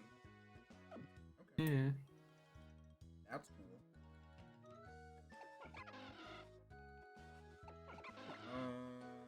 Dashful. Wow, I love getting neutral natures. I love it so much. Better than negative, which most of mine have been in so far in some means. Yeah, but at least the negative ones are like interesting slash funny. Man. Neutral's just nothing. Which, yes, it is better. Don't get me wrong, but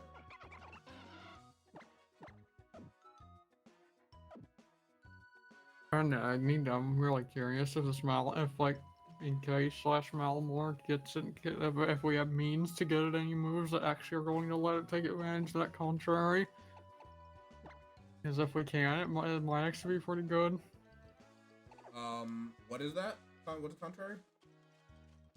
Stat drops or stat increases. Stat increases or stat drops. Oh.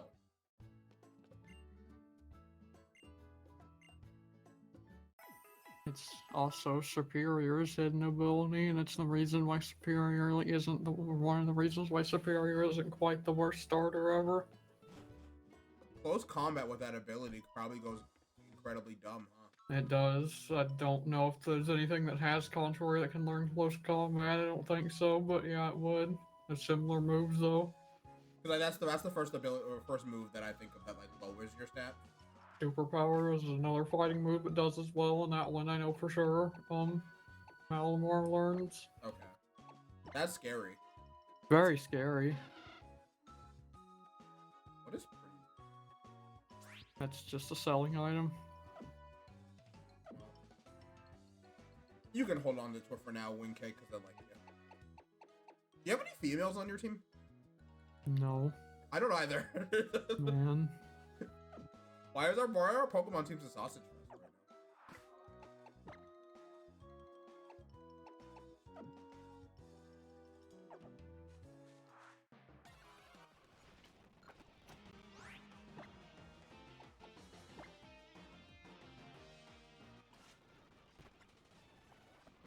You know, that's what do you have? The water gun too. All I'm saying is they better make an ability where Mega Malamar sets up Trick Room on Switch in. That sounds evil. It does. But I need you to understand Mega Malamar's stats are depressing. What's so bad about them? They're just bad everywhere they went until like understand Malamar's stats are already really bad. So like think about that and then think about like dedicating your mega to that. Yeah. And like, we've had megas like that with Mawile where like they pulled it off because huge powers and abilities. So like, the ability is gonna have to carry Mega Malamar like entirely.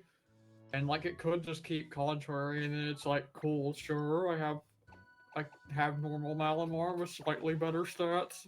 Yeah. But at that point, it's like, why would I use my Mega on this?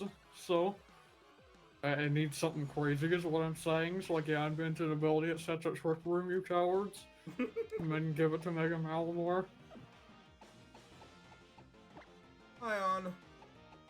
Gayest happiness thing, use overlays, I yippee. told you I was gonna switch it. I'm really good. Hi, Zev.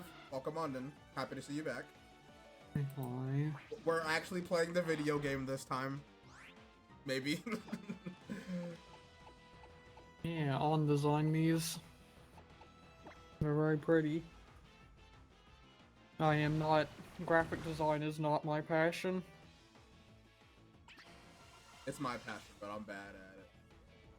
So, you know, I appreciate the help.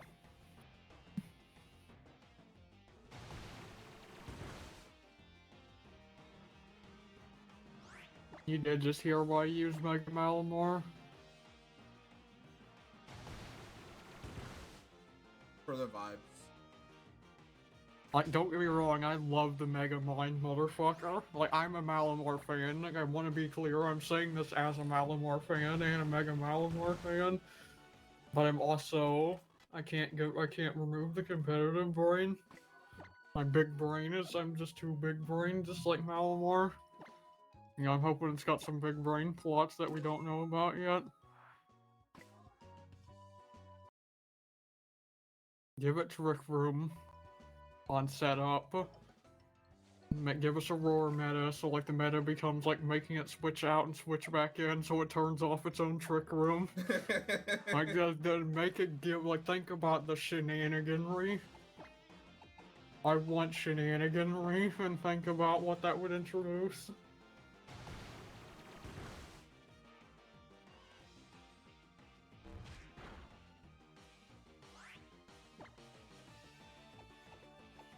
You know, you're so right. You're right.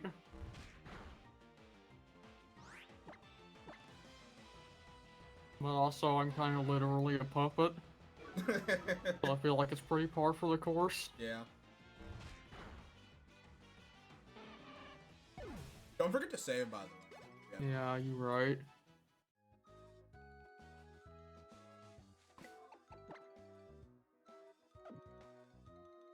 Oh, okay, I hope you get stabbed soon.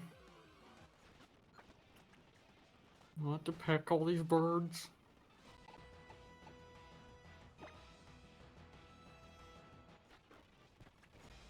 I'm gonna save.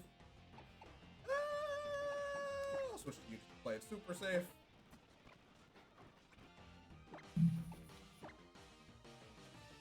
I probably could have used it.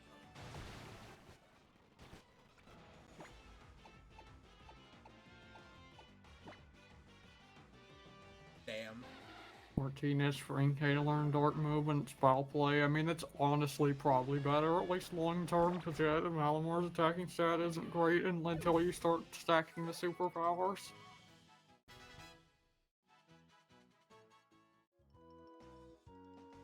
Surely at least gets confusion soon, right?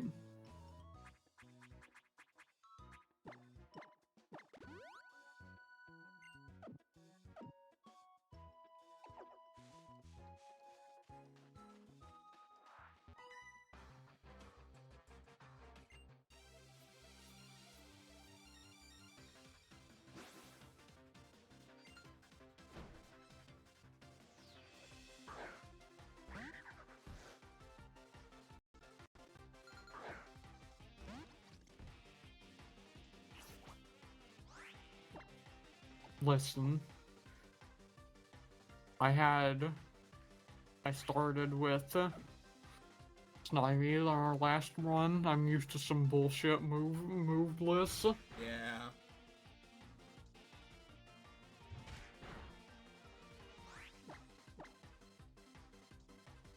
But hey, you know, it made it pretty far.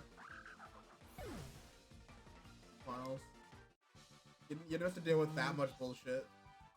A little bit. I'm about to get curse swept by this slowpoke. Oh no! I mean, I say that, but I could probably just run.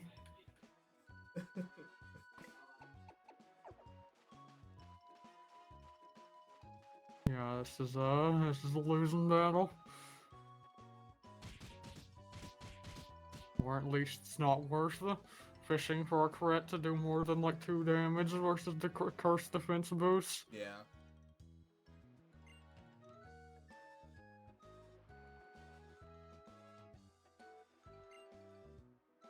You get it when you get. I'm using at 13. Psywave at 13. So Psywave's a lie. Psywave is false advertisement, and it's there to trick people into using it and believing in it. But it'll always let you down.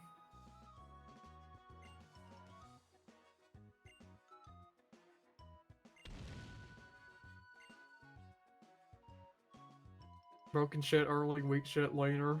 Its move list says upside down. You know, I'm going to give Game Freak the benefit of the doubt and hope that that was intentional and that they were just playing 4D chess, and they probably were, honestly, considering how good they have been. That they weirdly give Malamar like the weirdest amount of production value.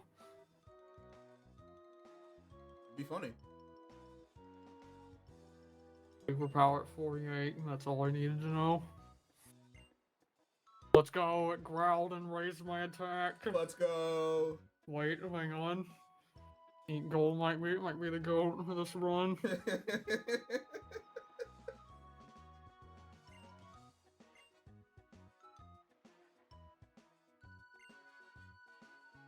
You know, I just realized I have 2 water types on my team right now.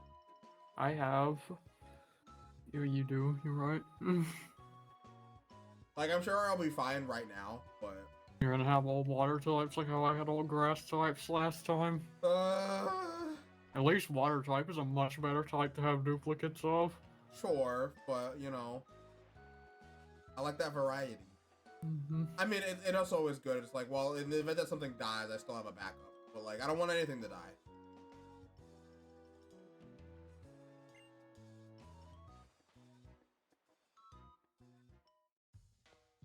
I'll play level 8 Confusion at 42. That's pretty great. Confusion at 42 was kind of crazy.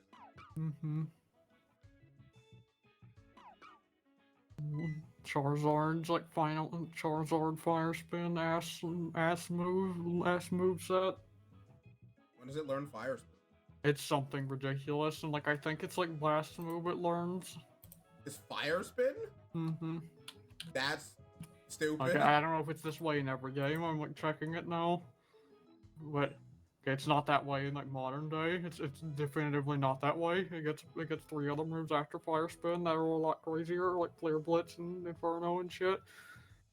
Like, let me look back at Gen 3, because I'm pretty sure at least by then it was Fire Spin. Yeah, 64 Fire Spin. That is insane.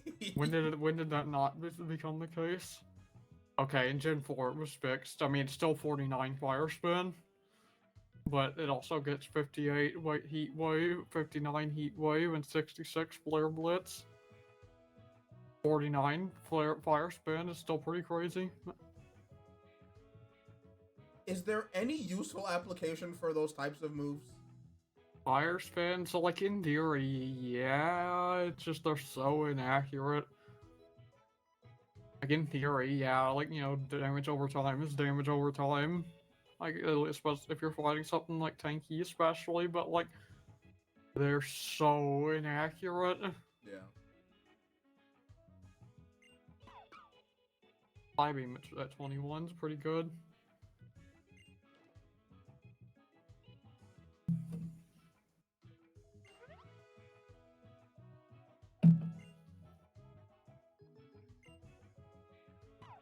Also, no secondary like benefit of those moves is that they prevent switches, which obviously like barely matters in single player. I kind of forgot. For some reason, I mean, I get why it's entirely because of that like switch thing, but like yeah, they're like so inaccurate. Also, on top of that, is that how you really want to risk 70 accuracy on like a 20 power move? No. Was that how Whirlpool worked? Yeah, Whirlpool was a water equivalent, and Fire Spin, Whirlpool, and Sand Tomb. And Infestation, but Infestation is like a little better. It's not as inaccurate, I don't think. Yeah. That one didn't exist till X and Y. I'm actually wondering, like, because I like think about that, and I'm like, I can't think of any time I've seen any of those moves like after like Gen 4-ish. So I'm like, did they buff like those other moves' accuracies a little bit? Like how they, like how Infestation is a little bit more accurate, and they probably did. But also, I just feel like I've never seen those moves past like Gen 4. Yeah. They put a little Rotom on screen. Love both of these themes. Oh yeah, they're really cool. Very, very pretty. All did a good job. Also, hi. Incineroar Jr. is here, and Incineroar Jr. We love Incineroar Jr. here. Probably gonna carry this run.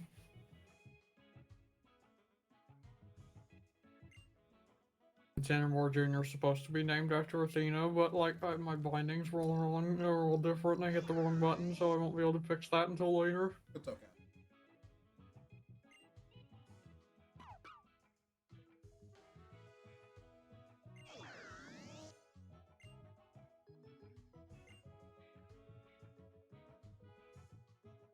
Doesn't the Rotom know how to speak English?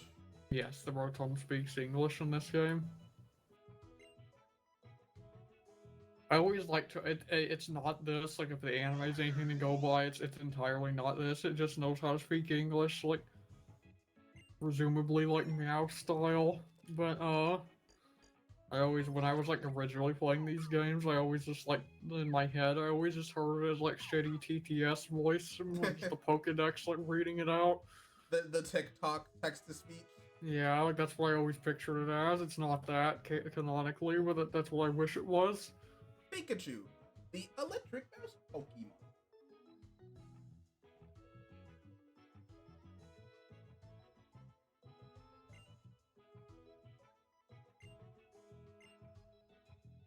What are the ethics behind that? Like,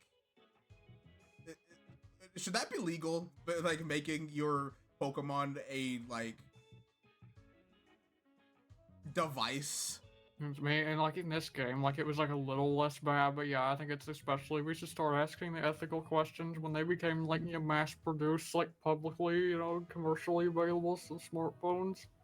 Like in this game, it's like yeah, it's a Rotom, and then it goes into you combine it with the phone, but it's just a phone in the future games. Like we don't see like. And yeah, everyone has one. It's so weird. It's like that's a normal smartphone. It's the weirdest thing. Like it's like whatever, cause like I mean, I think like the few times we've had like quests about it and stuff, like they say the Rotoms enjoy it, but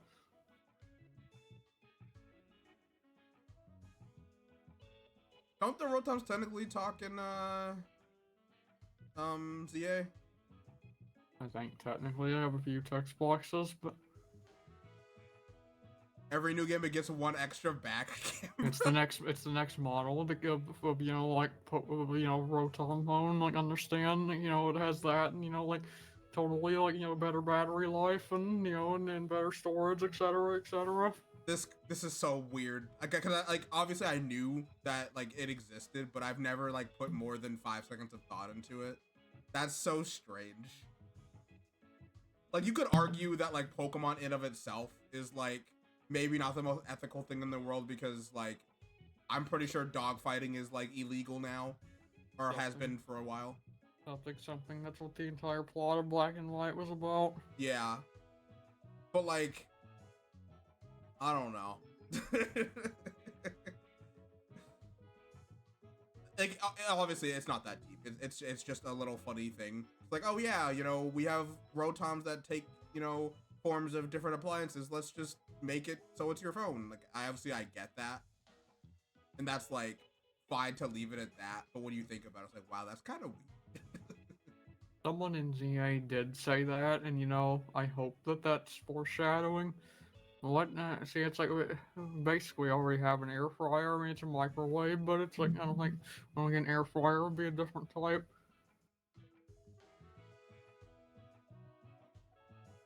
That's another form of animal fighting. Yes, on. There's an air fryer Pokemon, not yet, but there should be. something joke about a fire flying Pokemon, like Talonflame or something. I don't think they're ever going to make an inanimate object Pokemon that's not either Rotom or a Ghost type, but you know, I wouldn't hate it.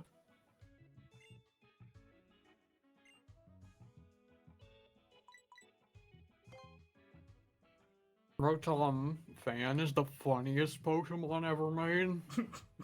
Like, and not even because of its visual design. Okay, I was gonna ask, like, because of its design or something else. Technically Fuecoco, yeah, not wrong. Understand Rotom fan is a flying type with the levitate ability. Ah. It's really funny. Wait, yeah. Why does it doesn't need it? It's because like every Rotom form has levitate, but then they made one a flying type, and it's really funny. Yeah, it could also hurl an air balloon. That's Pokemon's so stupid. Hi, how?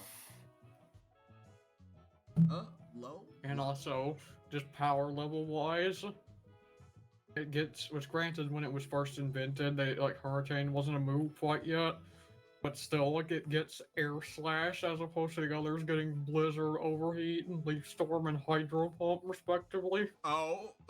It gets Air Slash, a 75 power move, as opposed to all those 100 plus power moves. I mean, isn't Air Slash like they get crits more often? Flinch. Oh. What move am I thinking of? Air Cutter. Air Cutter. Air Cutter's a spread move that has a high crit rate. Gotcha. And granted, yeah, if it was made like a generation later, it probably would have gotten Hurricane instead of Air Slash. But still, it should learn Magnet Rise too. Air flinching better, you're not wrong. I love the fridge. The fridge is my favorite. Okay. Rotom's such a Pokemon. That's a Pokemon of all time. I hope it gets more forms at some point. Yeah, I hope that ZA thing is like teasing it'll get more forms. Like, I don't even know what, like, I mean, it's obviously, like, it could be literally anything, but also, like, thinking about it, it's like, I don't even know what I want it to be, like, else I want it to be. I think they should make the phone version an actual Pokemon. I don't know what purpose it would serve. It's a electric psychic type that learns light screen and reflect. Oh. You know, it's got that screen shielding technology. Yeah.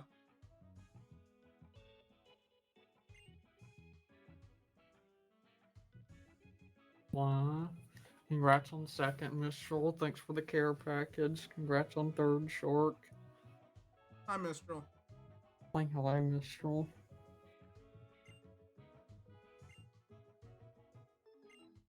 Man, they just never stop talking. Yeah, I need to, like, yeah, speaking of never stopping talking, I've been yapping, I've been, like, just chatting streamer again, and, like, I'm behind you again. No, it's fine. It's just, like, I feel like this wasn't even a case where I'm, like, stopping too much to conversate, but even with how much I was going through the dialogue, by the time we got to the end of that conversation, this section was not done. We're in the early game. Yeah. They're gonna yap.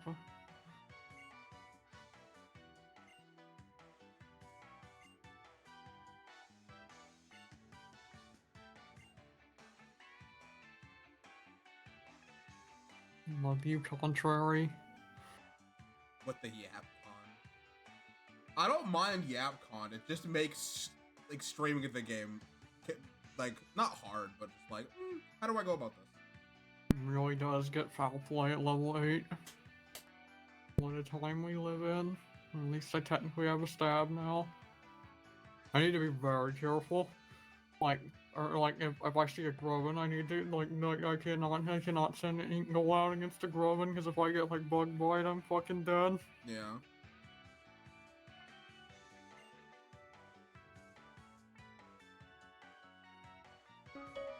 Thank you for the pack.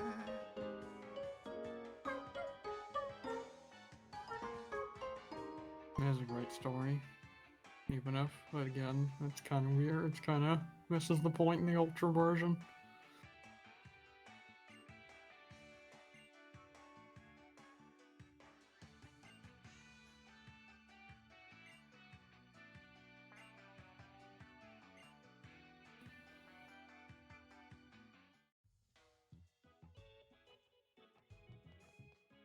Yeah, I have an app now. Let's go.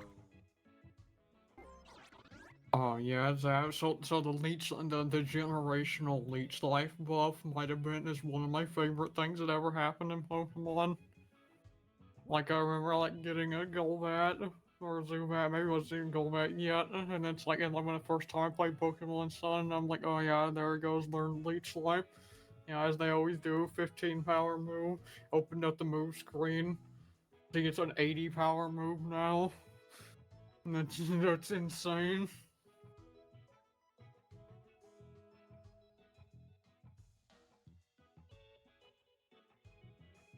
Golbat, my beloved. I hope we're getting an opportunity to catch that soon.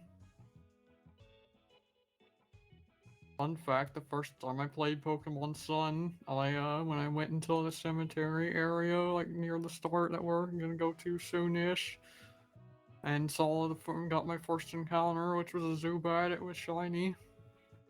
You have all the luck in the world with seeing shinies. Yeah. I have never in my entire life of playing Pokemon found a shiny legitimately. Ever. I don't think. No. No, I think I lied. I'm pretty sure last time I said that there was like one area in like I think Diamond and Pearl that like increased the rate of shinies. I think I found one there.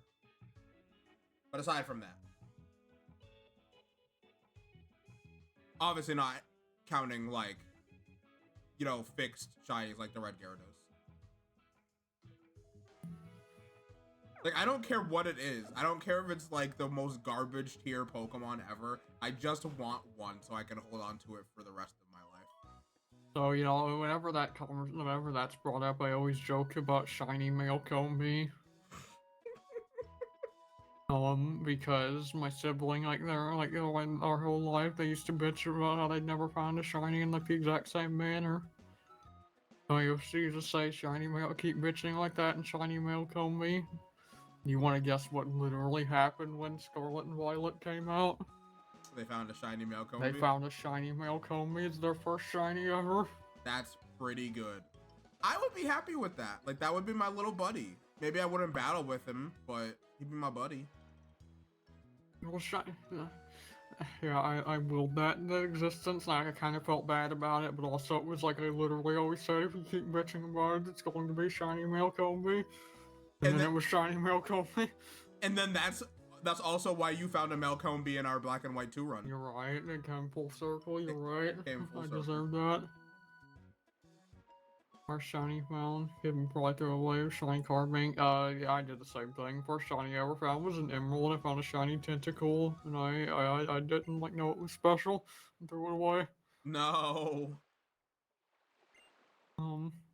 Shiny Cutiefly. So like Rabami's a cool Pokemon though, and also it's a really good shiny. Like that's fine.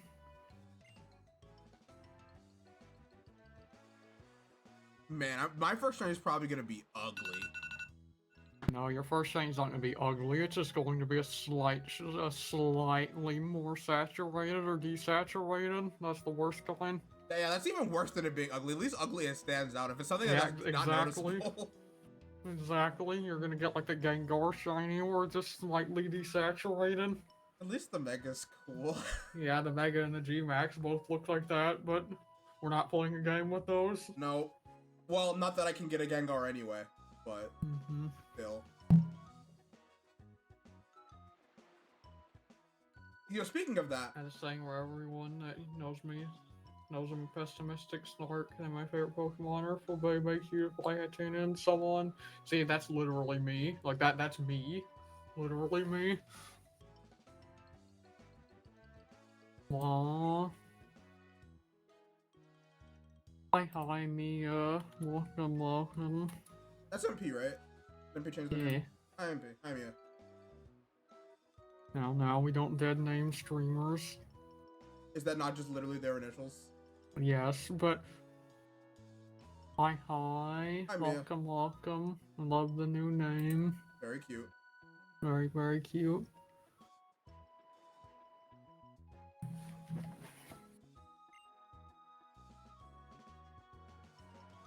What were you streaming, Mia? What items at 2xKO? I think I saw.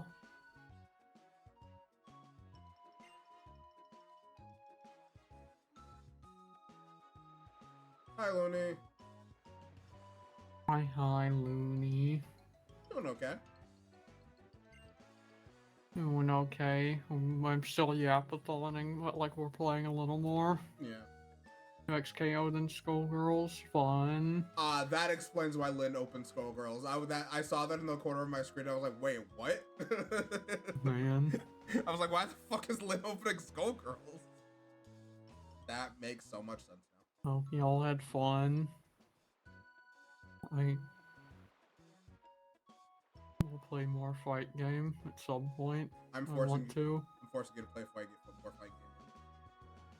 Force me to play Skullgirls because I've never played it more than like 2 seconds. Yes, please. I think you will find a character that you really love in there, and you'll go, Skullgirls is the best fighting game to ever exist. Probably, honestly. And you love Marvel, so I think you'll love Skullgirls. In fact, I'm thinking after stream I'm making you download it. Might still be downloaded, I'm not sure. There's no cross-region playing? That's insane. That's crazy. Oh heck, ads.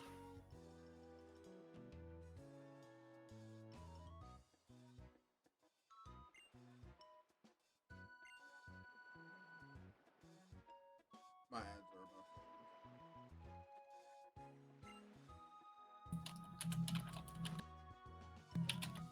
to... I think everyone should play Skullgirls. Skullgirls is fantastic. I wanna play it. Like, obviously it's like my favorite looking fighting game visually. Like, it's very my alley in terms of visual. And like, technically gameplay too, because yeah, it's whack-ass tag fighter game.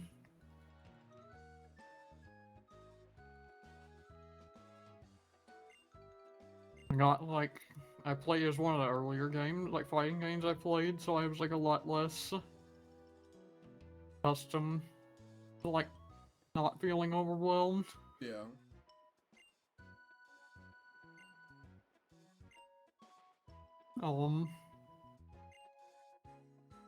But yeah, now I should have a much easier time like with controls and such, so it would probably be like I could definitely learn it now. Or you know, at least have fun with it in like the same way I do like Marvel and stuff. Yeah. We gotta play more Marvel. Mm-hmm.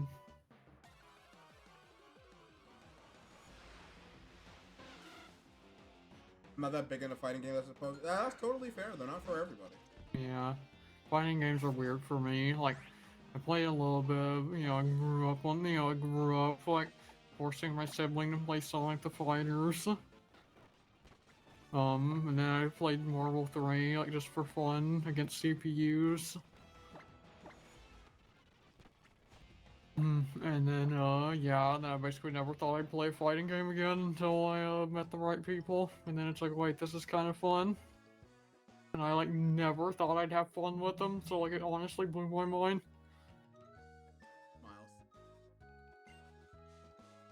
Yeah, Playing a little Street Fighter 6 again. I want to play Street Fighter more, too. I'm in, like, a weird place with that game, where, like... It's a lot, and I don't know like what character I like want to play. I'm still on my. I think I am slowly discovering that I hate that game. Kimberly, cool. You discovering you hate that game? Well, that would happen when you're trying to like grind for masters. Like I love Street Fighter, and I love Street Fighter 6, but I think there's just some fundamental, like just the meta of the game and just how it's played. Like I do not like it. But like it's the current Street Fighter game, so it's like I either have to love it or just don't play it, and I would much rather play it than not. And he doesn't like throw slap chat. I fucking hate throw loops so bad, and we are in almost year 4 of them being in the game still when people complained about it in Street Fighter 5 and they removed them. I don't understand. Well, okay, I do understand it. They haven't removed them because the Japanese player base, which they are now, like, their voices are much louder than ours at this point because there are more of them playing than us. And the game is super popular over there, and they love throw loops, so they're never going to be taken out of the game. It's like I hate throw loops. I hate some of the top tiers. Drive rush is really annoying to deal with. There's just constant content droughts, and then lack of communication from the devs, and like obviously there's like, or maybe not obviously, but there's like some stuff going on like behind the scenes with the team that they outsource for some of the, like, you know, content. So like I can definitely be understanding, but it's just like, it's frustrating thinking about all the stuff that Street Fighter 5 had by this point in time. Like costumes and stages and, you know, balance changes and stuff. Like, effectively, we are playing the same game balance-wise as, like, 2 years ago, and I think that, like, really, really sucks. Not that it really matters for me, because, like, I'm not a top-level player. But still, like, my favorite thing about playing a, you know, actively updated fighting game is like, oh cool, can my main do some cool new things? Or hey, did this character that I didn't care about before, can they do some cool stuff that maybe will incentivize me to, you know, play the character? That doesn't really happen in Street Fighter 6, because like none of the characters barely get any new stuff. Get new stuff.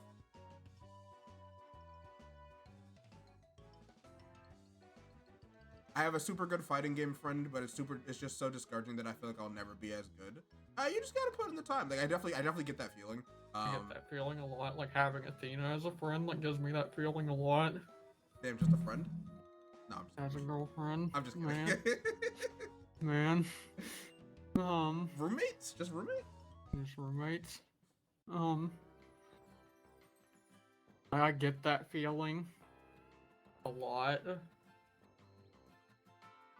And like, I mean, like, anyone who knows me knows that, like, yeah, like, my fuck-ass inferiority complex that I wear on my sleeve. So, like, yeah, it's not that surprising that I get that feeling. But, like, I think I'm getting better at managing it. I'm just trying to, like, set expectations for myself. And also, like, looking at the other side, too. And, like, remembering that everyone is better than somebody. Yeah. And remembering that, like, well, if I was really good, then I would have another problem of, like, I'd be put on a pedestal a lot, which, like, I don't think I'd like either. It's all fun in games until you run into someone else who makes you feel how you make other people feel, and then it doesn't feel great, and then you have to, like, learn how to swallow your pride. Like, I would argue I am, and this is not to sound cocky, I put a lot of time into fighting games. I am probably better than most of the people that I play with, and then I met Sarge and Loser, and they're both a lot better at Strive than me, and having to, like it was cool. It's cool having people that are better than me, because that gives me things that I want to work on, and, like, people that I can, like, play with at my level. Not that I don't have playing with people who aren't at my level, but, like, it's cool that, like, to have people to, like, I want to that it's more realistic for me to, like, reach their level than, like, you know, all the top players that I watch. But it's also like, fuck, I'm not used to, like, this feeling most of the time, and, like, sometimes I'm a salty bitch, and I don't like to be a salty bitch, but sometimes I just can't help it. Sometimes it sucks fucking losing, you know, 15 times in a row. Like, why can't I just figure it out? But it's also like, I don't know, that's the fun of it. You use that as a learning experience, and like I get it's frustrating. And like, I have to remind myself that like I kind of do it to myself because like I just don't play these games enough, or you know my like fucking ADHD. I feel like I'm getting kind of comfortable in a game, but then I want to play a different game. Yeah. Like I, did feel like I was like, for the longest time I was like, oh god, I'm never going to figure out Street Fighter 6 or just any Street Fighter, and then I kind of started to feel comfortable with Street Fighter 6, like in a very small ways. And then I stopped playing Street Fighter 6, so now I'm sure it'd be back to, oh god, I have no idea what I'm doing. Like, And then it's like same thing, with, like Tekken. you just literally have to, like, obviously it's easier said than done, but you just literally have to put the time in. I have like 500 plus hours in Street Fighter 6. I have almost 500 hours in Tekken 8. It's just you just have to put the time in. You have to use your time effectively. Like, obviously how we all practice is different, but you just got to practice in some way. I think watching replays is good. I think watching how other people play the characters that you play can help, because it helps you see like if you're struggling with something, how is someone who is better than me using the tools that I have, and how can I start incorporating that into my own gameplay? It's like how you would probably get better at playing Pokemon. Like, I haven't taken the steps to get better at Pokemon, but that's probably how I will do it. I'll be like, oh, how does someone... That's a little weird because, like, I feel like team competitions can be so all over the place. But even still, like, how It's can a I... game sense thing. Like acquiring game sense is very much a thing in a skill in Pokemon. Yeah. Like, what do I think this person will probably bring against my team, and therefore what should I counterpick with? And what do I think they're going to do here? And what should the counterplay be? And Yeah. what's the safest? It's like quick thinking, deciding like what's the safest here. Like, it's not in some, like, it's different of course, and like you get more time, but it's not dissimilar to a fighting game in that like you gotta you gotta take the 50-50. Absolutely, yeah. And like there's ways you can mitigate that, like recognizing when you have a safe win condition or the safest option, like realizing when you have a safe jump in fighting game and stuff. Yeah. Also, yeah, I get that, Shark. Like, going back to your problem is you play so much and feel like you're not getting better. I get that, and that's a problem I've had too with fighting games, where I feel like I get to a point where I, like, plateau, and, like, I'm a bad learner. Like, I don't know how to, like, learn. Not true. You are not a bad learner. Our short time playing Tekken 8 worked so well. Oh, yeah, but that's kind of my point, is I feel like I get to, like, this middle ground and then plateau pretty fast. And yeah, by that point, that's probably when you get to the just play the game a lot and you'll, like, get a better game sense without even realizing it type of thing. So yeah, that's what I'm just saying, is, like, I get that feeling as well. Like, I feel like I, like, play a game, it feels impossible, I start to learn, I start to feel better. Then I, like, plateau at, like, a kind of, like, mid feeling. And feel like I don't know, like, what going up looks like. Because I feel like I'm already, like, I feel like I've learned the basics, but I don't know what from there, what it looks like after that. Yeah. What improvement looks like after that.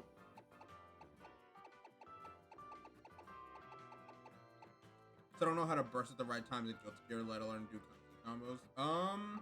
I feel with bursting, this is obviously, depends on the situation. Like, does your opponent have meter to RC invade it? Like, and like learning different properties of moves. Like, if this move, can they jump cancel and bait it or whatever? But usually for me, moves like, if they don't have meter, so they can't, roaming cancel, and it's like a multi-hitting move that they can't like jump cancel off or something, that's usually when you burst. Because like, unless they have the meter or something, they committed to the move and then you can burst And LTGR is like weird. Like I know anybody who's like plays like Zerd, yeah, they'll tell you like Strive is like simple slop, and I'm sure they're right. But also, as if you're not like super comfy with fighting games already, and like anime fighters, like you know, Roman cancels, like it's a complex system, and like all that sort of stuff to pick up on. I mean, comparatively, yeah, maybe it's like simple slop, but like Strive also has the most Roman cancels in the whole series. So it's like you have to know what yellow Roman cancels are, you gotta know what reds are, you gotta know what purple is, you gotta know what blue is, and all the things that like it's all just different.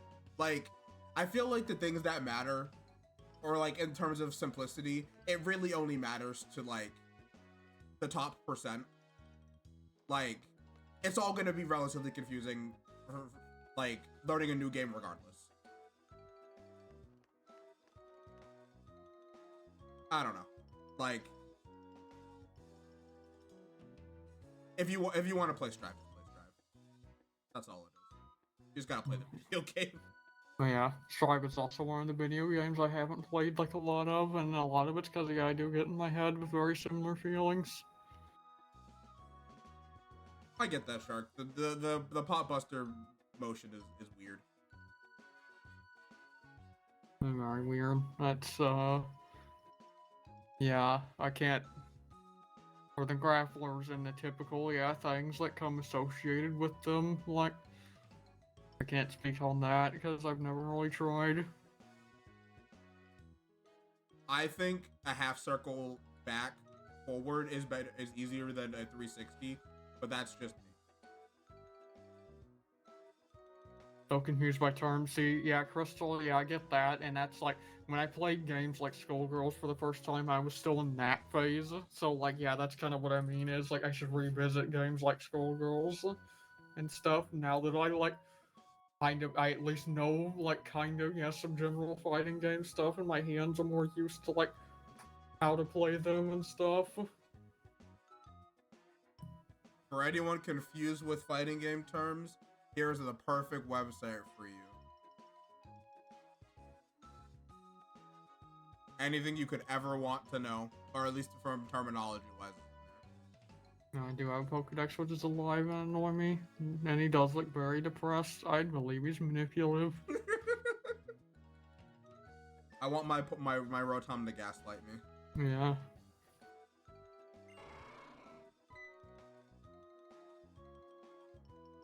I feel like these streams are just gonna be fucking podcasts about the most random shit. They really are, and like I kind of don't hate it because this is like I enjoyed this like more than anything else. Like this is like what I want from streaming, but I don't feel like I get it a lot when I'm just by myself. Because I'm not good at yapping by myself, or like I'm not good at like being a single host. I'm terrible at it. I also feel like I'm terrible with talking about Pokemon because I'm just almost purely a casual Pokemon player. But like I don't know, it's fun having a mix of it. And like I'd probably be decent at yapping about Pokemon if I played it more even by myself, but also like I'm bad when I'm bad at keeping the conversation like going if I'm not actively being like asked questions and stuff constantly. Yeah. Or have like a lot of people to bounce with. Well, luckily for you, you have me to ask you 20 million questions. 50 Shades of Rotom, no. Now I'm thinking about like in the Pokemon universe, someone posting on like whatever the Pokemon equivalent of Reddit would be, like on like a help Reddit, where like I think my Rotom phone is psychologically manipulating me. What do I do? Something. That's how all social media is. Yeah. Twitter be beaming negative things into my brain. But I can't get away. There's patches of grass next to the trainer school. Yeah. And your favorite Pokemon? Oh, nice. What is fave? Anybody who has a favorite Pokemon, put it in chat. That a stupid idea? What's the stupid idea? Roomba. You know, you're so right. You're so big brained. You're so smart. You're right. There should be a ground Roomba Rotom. And hear me out. You can, like, whatever game this would be introduced in, you can walk around with your Pokemon, and if you have, like, the Roomba in, like, your second slot, your Pokemon can ride on top of the Roomba. Yes. The Roomba Rotom. Alolan Grimer. I love Alolan Grimer. I love Poison Dark types. They're really cool. Galar Zapdos based. I'm on record saying that the Galarian birds are my favorite legendary trio.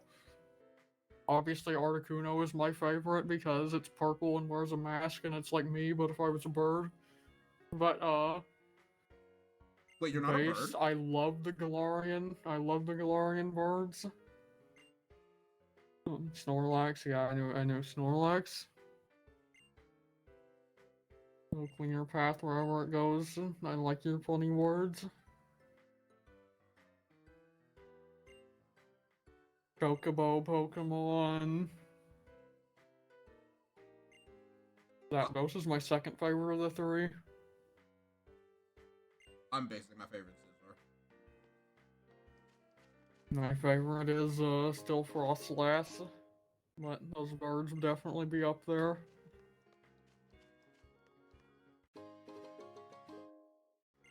Mega Bayonet, good choice. You're Like biased. I see, we got a puppet enjoyer in chat.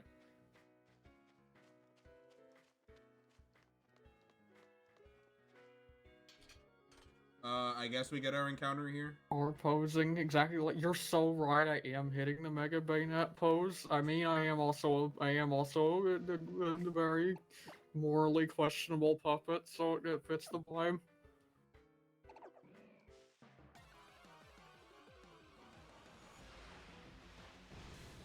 Oh shit! I got a Magnemite. Also, you're way ahead of me. My Oh. bad.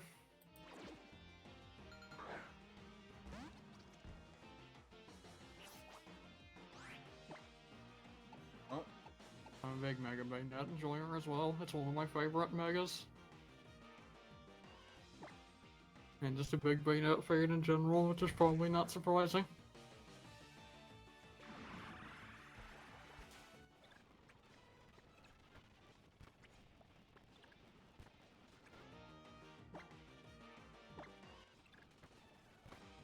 Alright. I've hit myself twice already. Not doing this. Do you think this Magnemite knows an electric move already? At level 6. It might. I don't know. I can look. Please no Mudslap is spot effective. You know, I'll be real. I was playing it safe.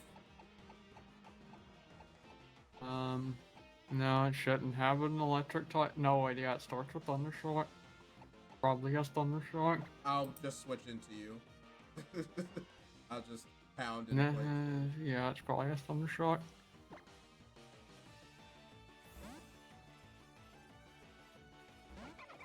All those Mega Bayonet is like top 7.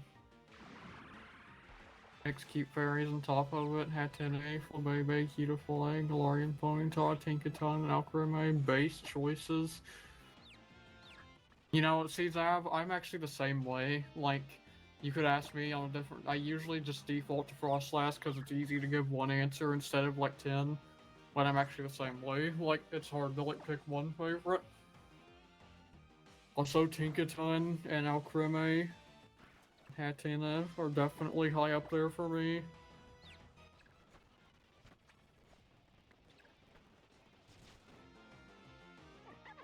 Good morning, Hockey. Diary. You're dead. I'm dead. You're dead. That tracks. It went like 6 turns in a row not using Thundershock. Well, you know, it's almost like I didn't catch an extra one on Route Run. So maybe it's as it should be.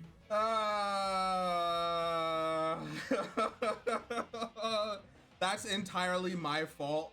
But also, like, I figured if it had it, it was gonna use it.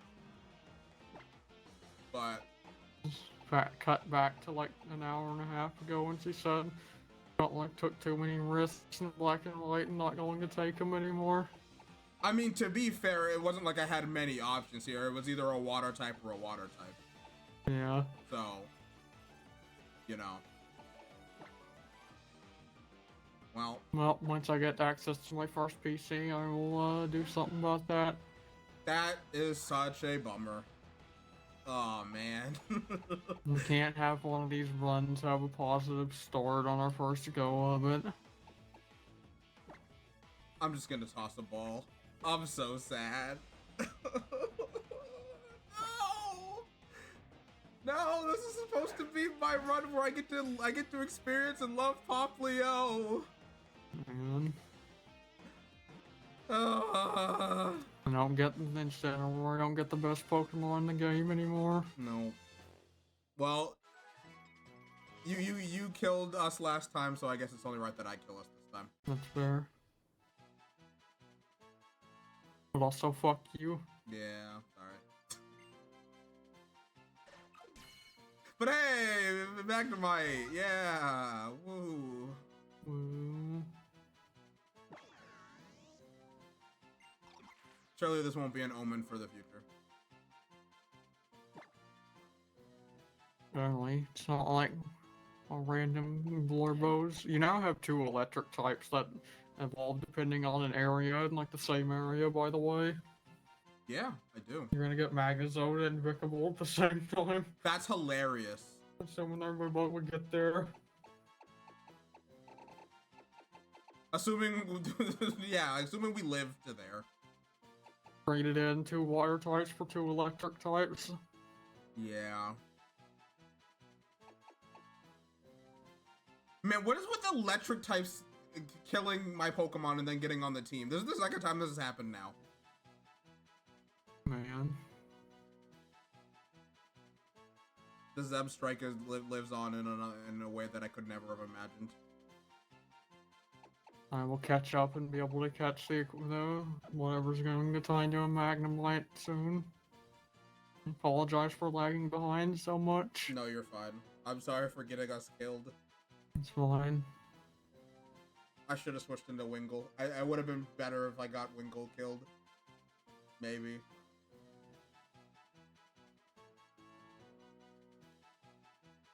Well, I have a Mongoose and a Squid. Oh, if I get a Grimer, it's possible.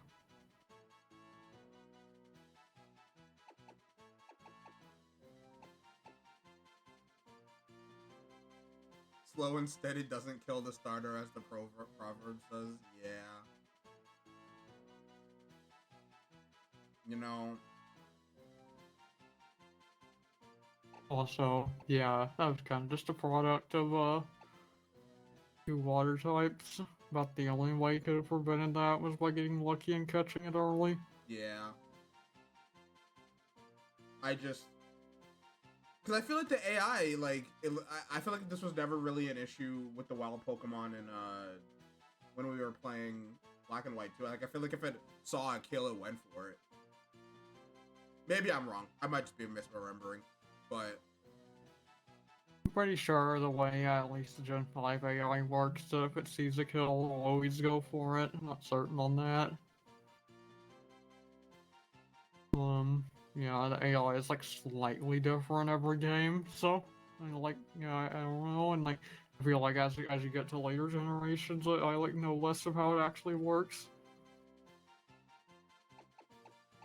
Which, like, if you want to be like, yeah, you know, it's a wild Pokemon, so it's like supposed to be more random. Like, that's fine.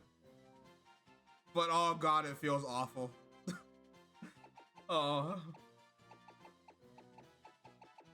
It wasn't supposed to be like this. It was supposed to be chill. We weren't supposed to lose anyone until like 2 streams from now or something. I expect to pay the toll and lose at least one on the first totem as well, like how we always basically had to on the first gem in Black and White 2. Yeah.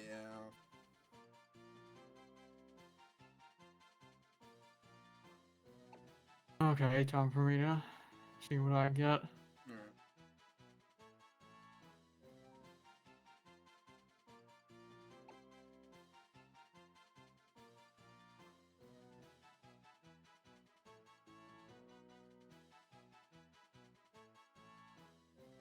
I got Meowth. No Grimer this time, sadly. Okay. Oh boy, 2 dark types. The gimmick just keeps going, huh?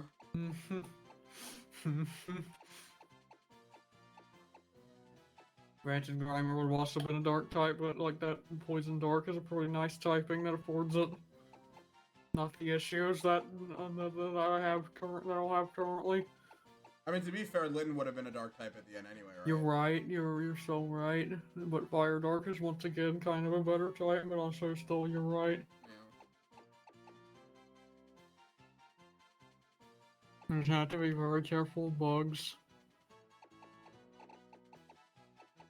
You know, we got Sassy Meowth. I'm gonna put up a Reflect because I'm scared. Speaking of being scared, when it growls at me, it raises my attack, so I need to be careful. I don't murder it.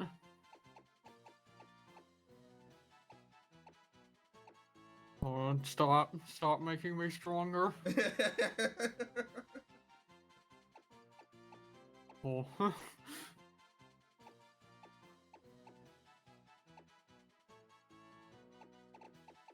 I'm just gonna name this thing Omen. Didn't we do that with one last time? I think we did. Did we? I thought we did, maybe we just talked about it. I'm naming this thing Omen because it's a bad omen for the run.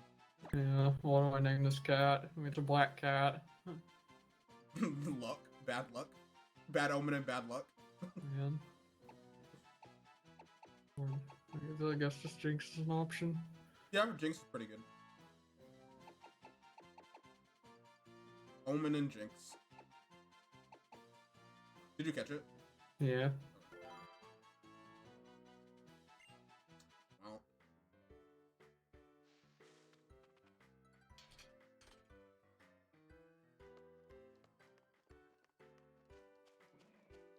Back to the Pokemon Center I go.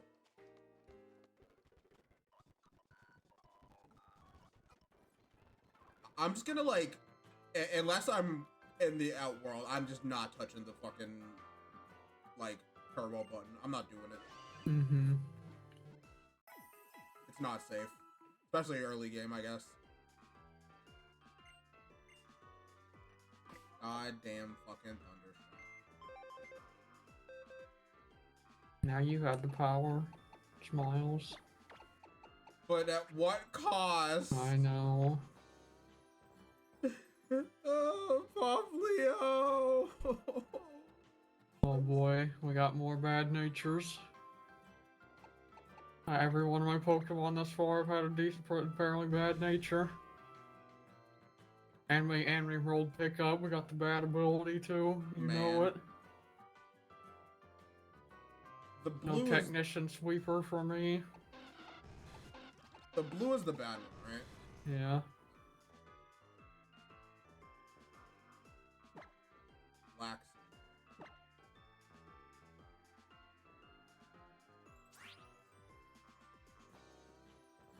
Prevents steel type Pokemon from escape. As they switch, you know, totally a lot. Wow, that's so funny. This thing came with the metal coat.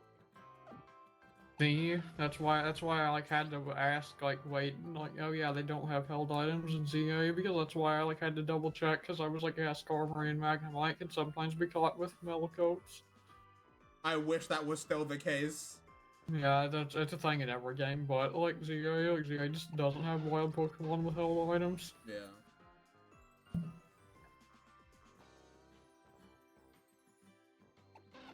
I'd catching more than one per route because this game's hard. You know, I'm glad too.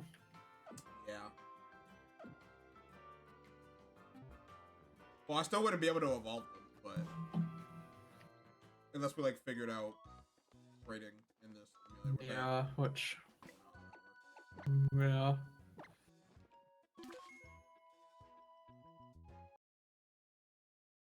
I'll just remind you to save every time I save. Thank you. So, reminder to save. Alright, I guess I will. You can trade to yourself in Gen 7, or at least I was able to. That's probably. I'm sure there's a way. I just like, yeah, maybe we'll look into it if it becomes relevant, but.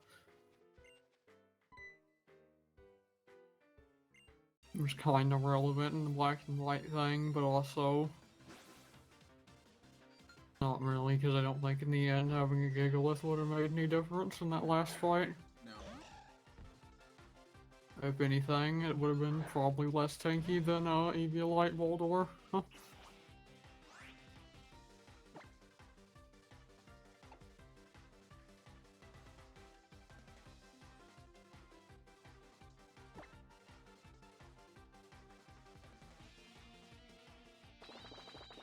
Well, heck.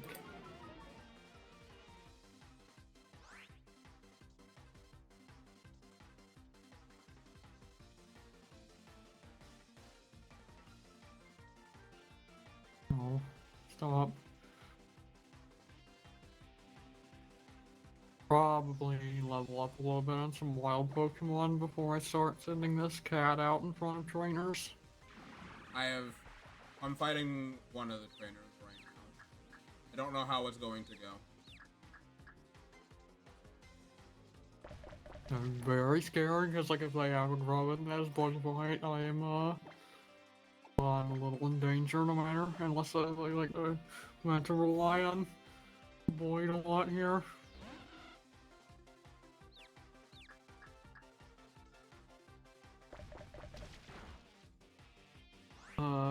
We could have had Technician. We could have had Power. Yeah. Why do we always roll the bad natures? Because it has to be funny. It has to be suffering. Nothing can go right. Well, that's critical from Water Gun that I barely lived. We love to see it. I'm sorry, did this fuck-ass early game trainer just use a potion? Man. What?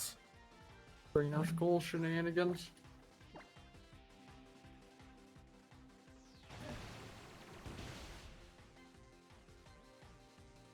This game's dangerous. I don't like it. I don't like the vibes that I'm getting already are making me nervous. I'm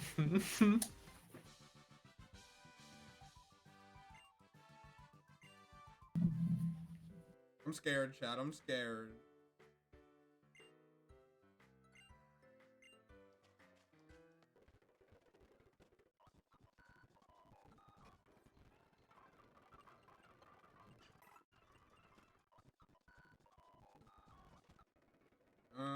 I'm gonna go. Thinking ahead and getting more scared by the second. But, you know, let's just not think about it. Yeah. We could just lose everything to wild Pokemon before then.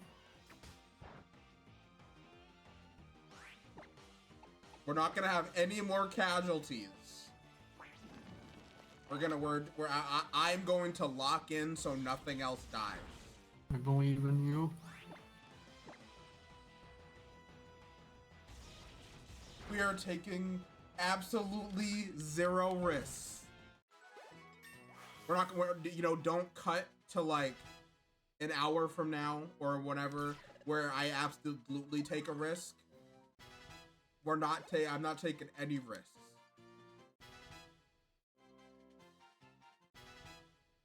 Okay, well, I should say, there will be no more, or I'll try to make sure there's no more avoidable deaths.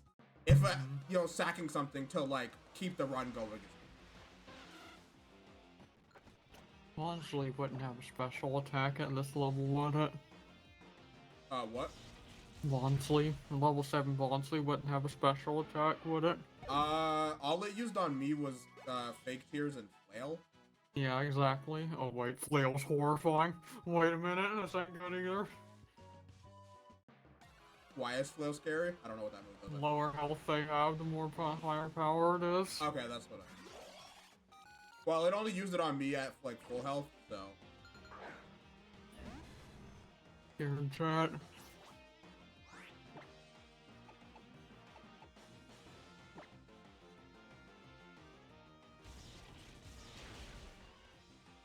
I kind of wish I found this slow Pokemon. Would have been pretty bog, not gonna lie. Slowmore's a good Pokemon. Also, I'm just now realizing I've run into the... Well, I don't know if I would call it an issue per se, but like... I have, like, a Gen 1 and Gen 3 Pokemon. I want the new stuff. Yeah, I'm the one that's kind of getting all the new stuff, unfortunately. Like, it wasn't much of an issue in Black and White, because it was like everything here is, like, new for the most part. Oh, Void almost died thanks to Flail. Hate that move.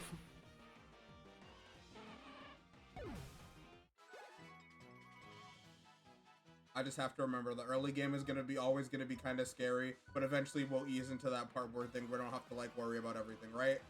Probably, like, surely it'll be kind of like that Black and White, where you have both early game scary, we get to a middle ground, and everything's kind of okay, and then it's scary again. But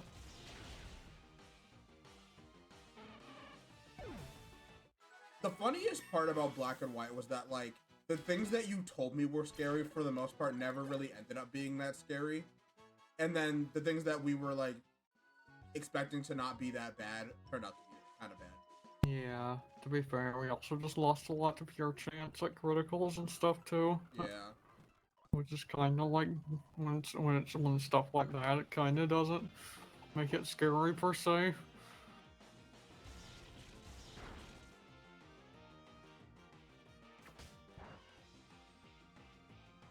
90% sure it had low kick and just decided not to.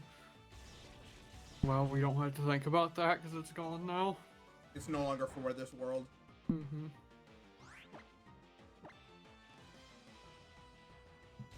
Yeah, two of my Pokemon are also weak to fighting.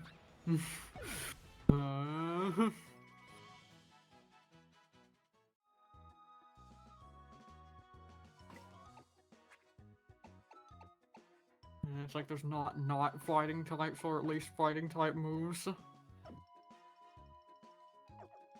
here. So that's, or you know, for a little bit, so that's scary. Very.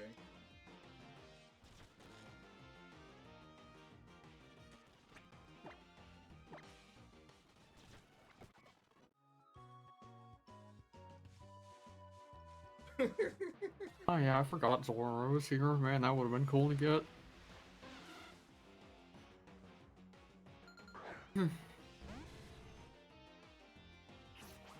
Zora, I remember when you were an event exclusive Pokemon, yet here you are en Route 2. It's early? Yeah. That's... This is an Ultra Sun and Moon edition, I'm pretty sure. I don't think this was here in the originals.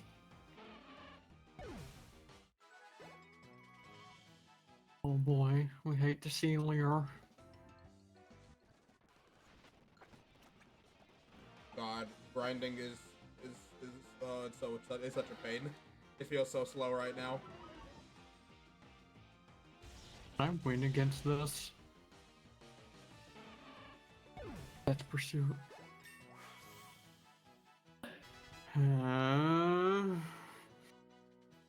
Well, Something died? yeah. What died? There goes luck. No! It's bad. It's so bad already, chat. No! It happened. It was gonna happen eventually. I'd forget about Pursuit. I've been good at remembering it, but I finally forgot. It finally got me. Oh, we got to pursue death finally? Yeah. That's so funny. Well, Wild Pokemon pursuit death. that's crazy.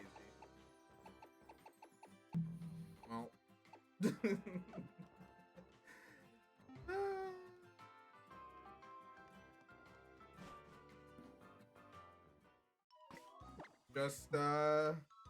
Just Wing K, Ink Gull, Surge, and Void against the world. Hi, dirty girl. Like the idea Zora is common elsewhere and rare in Unova. You know, it's not weird that the Kitsune would be rare in America, but also this is Hawaii, so why is it so common here?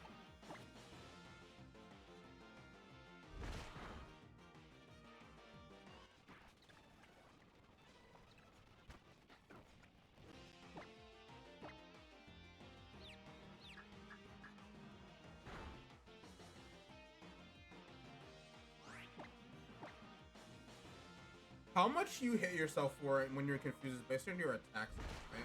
Yes.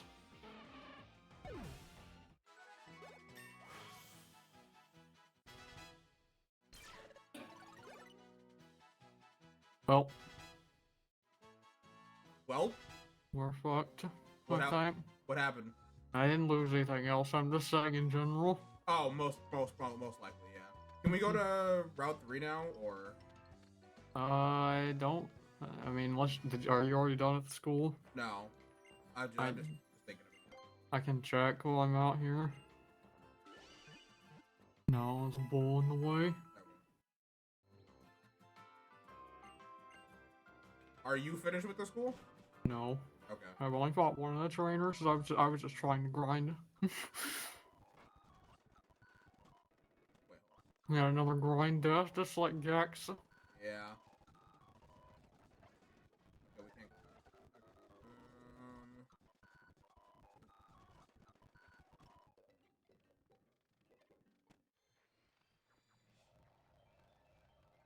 Is there no grass up here? There was invasive foxes in Hawaii, no, it was mongoose instead. You know, that makes so much sense. And then gives me a little more enjoyment of young goose as a Pokemon. Using as a typeless attack that hits for 20 power, yeah. Like basically a struggle, but used on your soul.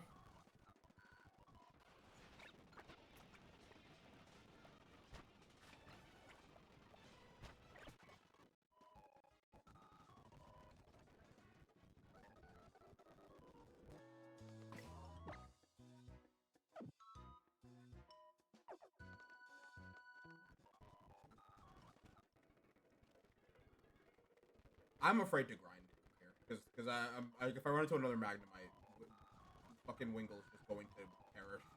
Yeah, and everything else is a dark type that might have pursuit. Granted, I think Zora is probably the only dark type that has pursuit at this level, but still.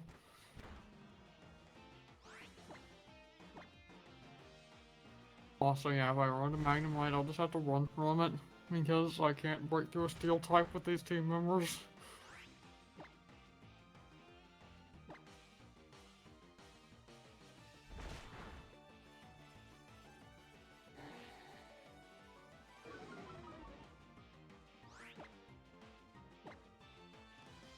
Attack is deceptively high, and it's also got like some weird traits going for it.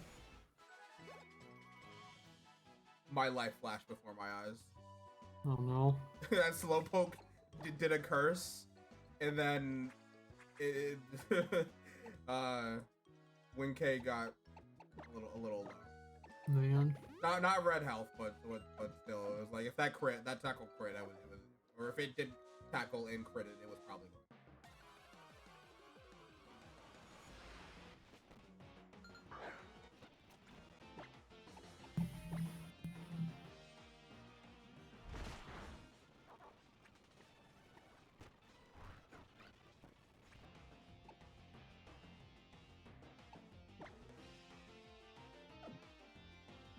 Non-poison.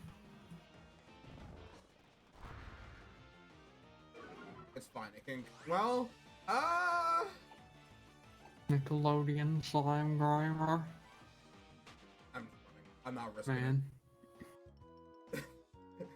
Can't wait for when we go back to Gen 4 games after this and have to deal with field poison damage again. Oh, because I can kill in those games, right? Still. I don't think so. I think Gen 4 it can't kill on the field. That's a big question mark, but I don't think it kills on the field in Gen 4. Okay. That's a big question mark, but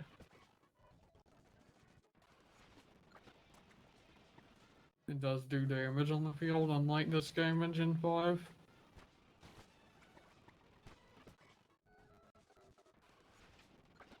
God. Gen 4, yeah, that's what I thought.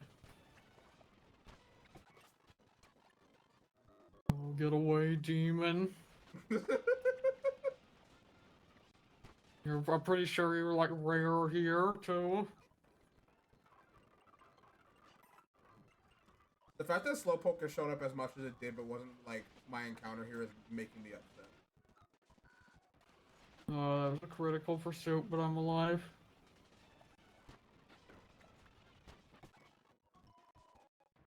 That's right, keep leering, raise my defense. You know, if we have any hope, I got a crit. If we have any hope, it's going to come from me betting on the goal. I don't know about you, or what you're gonna do. Nothing? Yeah, nothing. But like, I just kind of gotta put all my bets on the goal here. I have probably nothing going for my team right now.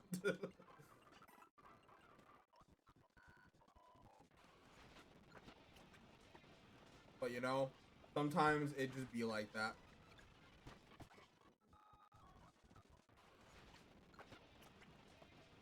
Like, our first two runs in Black and White 2 did not last very long, so I think this is just par for the course. Yeah. Next time, we can just run through. I mean, it's not over yet, so, but I don't foresee us lasting terribly long. But you know, when we do have to start over, we can, you know, kind of just bum rush through the beginning. I'll lock in. Nothing will die, and it'll be fine. Remember that everything has pursuit in this game too. The thing is, like, I should have been ready for it.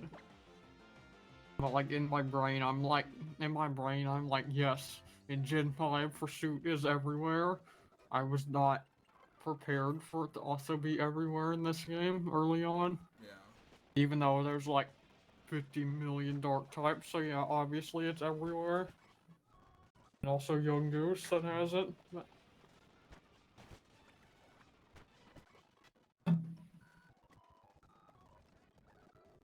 Is level 12 our level cap? Is that what we're doing? if we're capping there, then yeah. I guess I'll try to fight the rest of the trainers.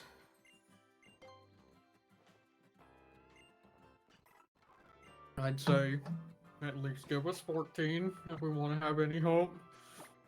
Okay, we can do 14. That's fine with me. I'd say like the 2 levels higher isn't like necessarily a bad idea. With the mongoose, a seagull, and a grub, it ain't looking great. Do you think I should level up to the level cap or like any higher for the trainers we have right now, or do you think I should go in? I want to say I feel like you should go in, but I don't remember like what the final trainers like levels and team look like exactly. Well, I mean, I feel like we don't really have anything else to lose at this point. Yeah, so. like at this point, like if we lose, we lose. Yeah. If it's not here, then it'll probably happen in like soonish anyway. So like at this point, like yeah, it's not like a huge deal. But I want to like, you know, we can at least try.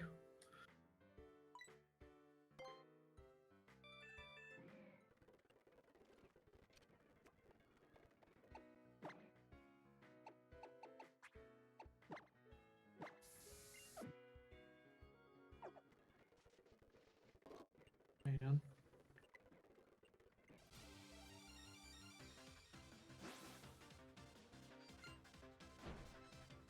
Hi, youngster Joey. Why does youngster Joey have a Grimer? Because everything you know is a lie. I can't believe they made a regional Rattata in this game and everything, so they could have like had youngster Joey too, but no, they gave him a Grimer instead. Yeah, it doesn't make any sense. Why would they do that? So weird. Also, a Metapod wouldn't have a bug type move, right? Other than String Shot. Probably not. Surely a level 7 Metapod wouldn't have, like, Bug Bite. I don't think so. Shouldn't.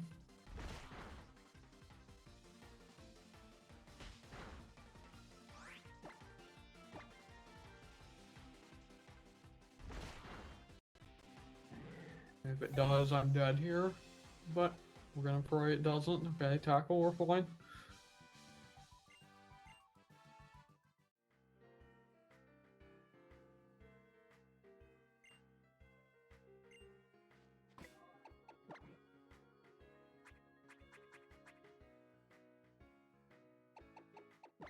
And that Bug Bite, listen, I am fairly certain there have been a few fucky situations where they have, like, you know, going against the logic of how the moves learn sets should work.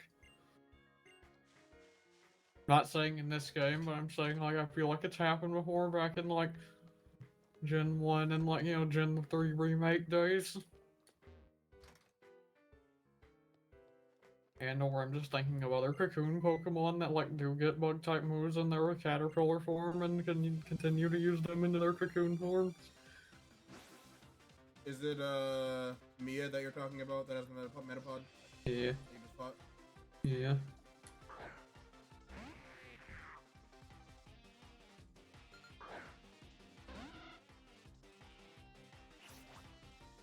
This is so cool. We're fighting in the classroom, like we're fighting Yeah, in this interior. Indoor Pokemon battles are real. That's fun. This game actually has some neat battle backgrounds. This game isn't praised enough for the sauce it has. And just the visual identity. In my opinion, it's probably my favorite looking 3D Pokemon game. I just love how bright the colors are. It's a very, like, happy looking game.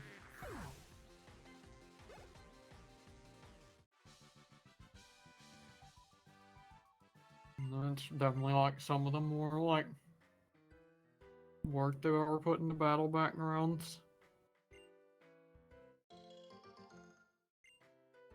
As cool as like the modern game thing where battles just happen literally anywhere and there's no like transition into it. I do kind of miss some battle backgrounds. It's neat in its own right, but yeah. Yeah, they're both like, I'm not saying one is better. Like the seamlessness of modern games is like kind of neat in its own way, and like bloom and would have blown like Little Me's mind. Yeah.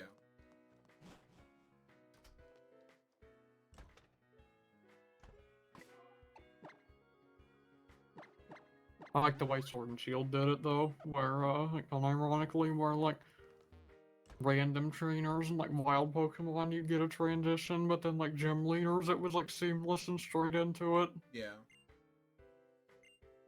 And you know, just had the stadium as the background.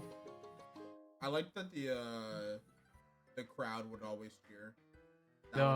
Sword and Shield has the best gym battle atmosphere and music, like Yeah. bar none. Like that's what Sword and Shield like nailed.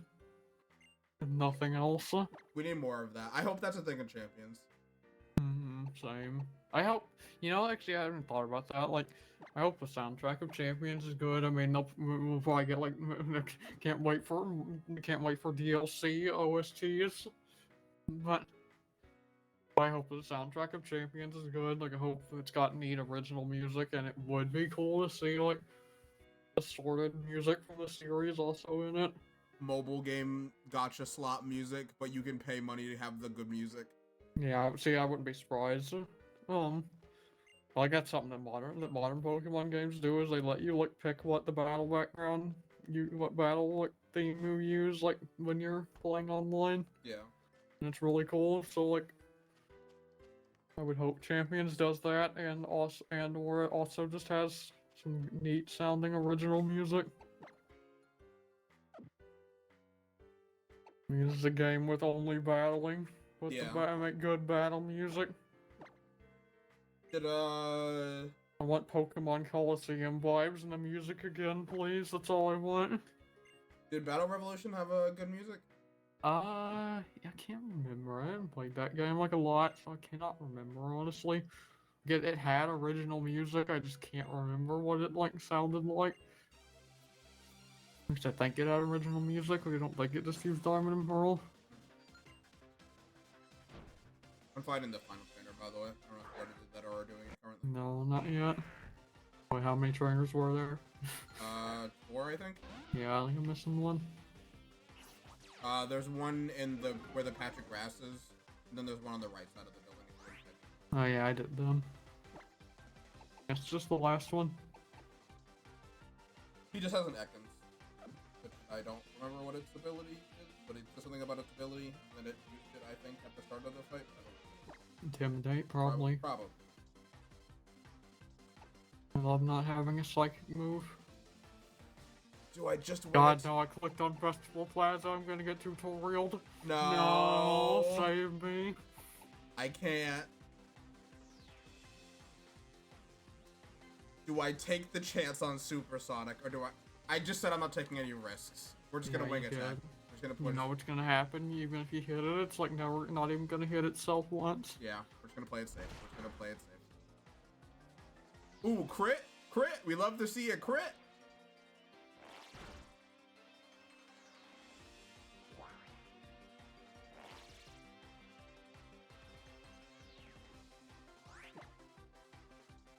I know Brilliant Diamond Shining Pearl did when we were talking about Battle Revolution.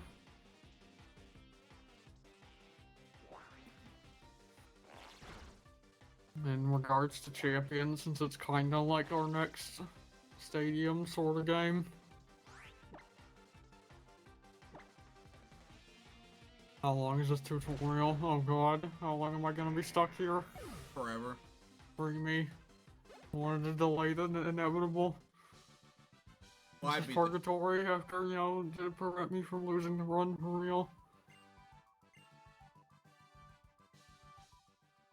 I think... Oh yeah, when I said that, you know, when you commented on, like, Black and White 2 having, like, the whole build your wall thing, and I said Sun and Moon had it too, this Festival Plaza is what I was referring to. This basically works the same way.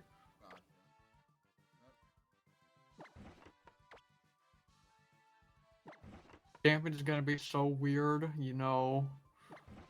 It's either gonna be ass or it's going to be exactly what I want. Aerodynamax Mega King is calling use Max Knuckle. See, you're right. No, Z Max Knuckle. Let's see, I'll make it real here. Z Max Knuckle.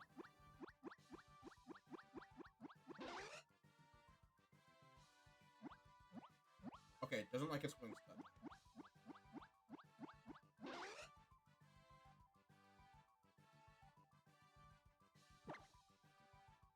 Thank you for saving the run. Wing K. Or... yeah.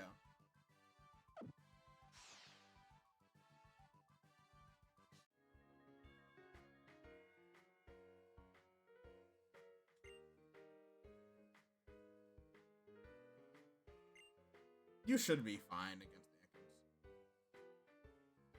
Probably. As soon as I'm free.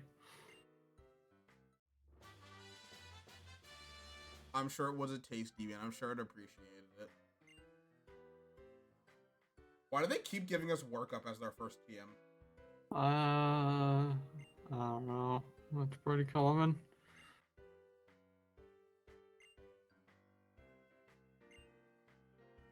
Free me. Are you using the turbo button? Oh no, I'm not. Probably you right. don't. Because time is I need to see if this explodes. Yeah. Oh, I am free. Should be after this text box. No, I'm not free.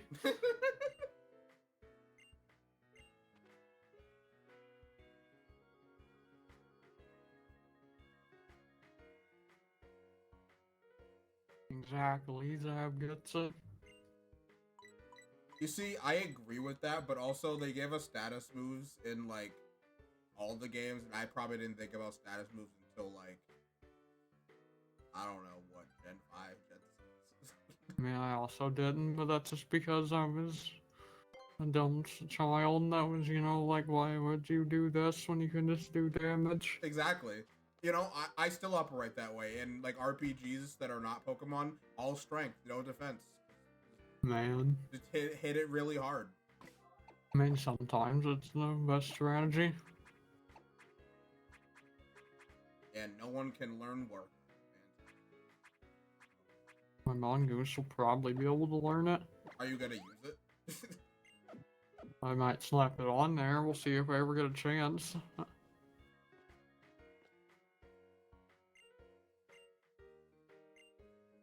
Get away, demon. Oh, okay. So after that, we're not done. We still have to fight the teacher.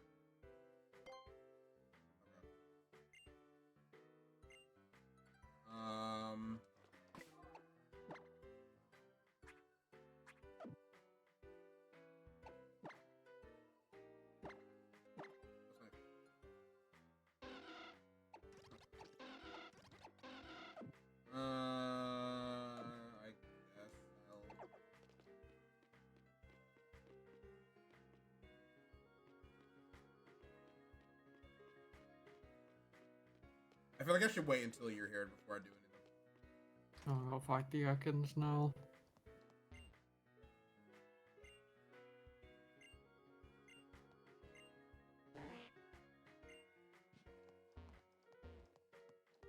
Oh, Slowpoke.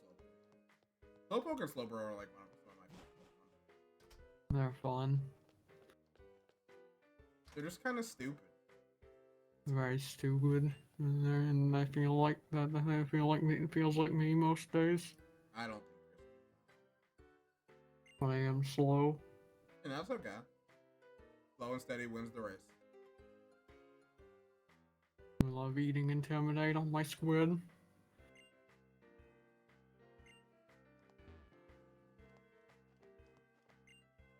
Well, we better hope we can win, because this rap's gonna prevent me from switching out. Right. Surely with an attack boost for that free Intimidate I will, and this Yeah. Reflect. You should be. Surely.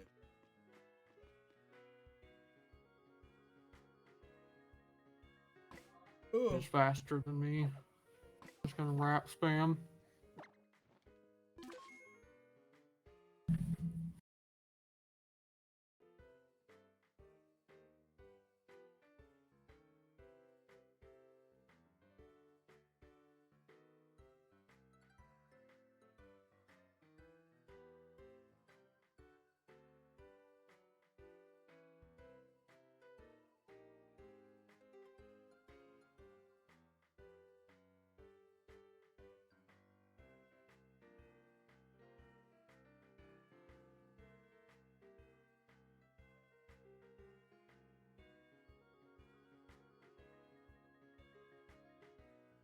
Happy goal.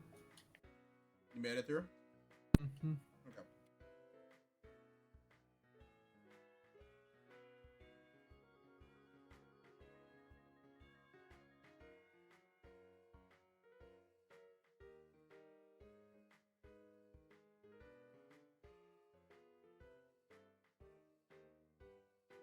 Teach my Inkay work up.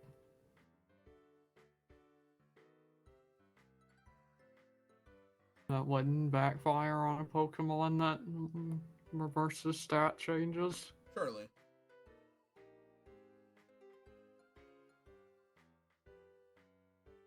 Debuffing my Pokemon on purpose just to be him. Man. Oh, we lost Freddy. Let's not do it again. Oh, I mean, I have no option to do that. I'm sorry. I know, I'm just saying generally. Yeah.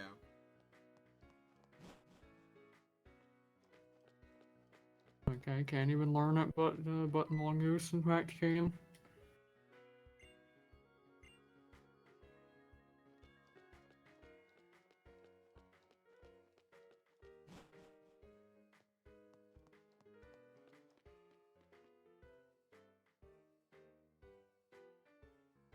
Okay, I go up to office now.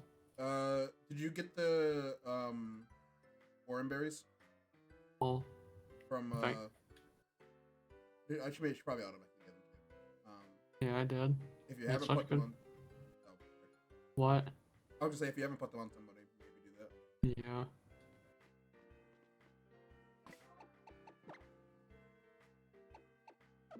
Also, the quick claw, I suppose, is something you have as slow.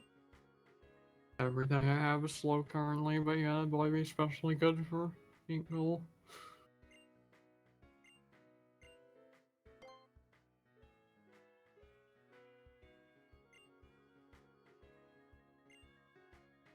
Hey, joke's on you. I don't have Poplio anymore, but also I do still have a water type. So. That's not great. Hang on, I'm not there quite yet. Okay, she's only got one Pokemon. Okay, I'm ready.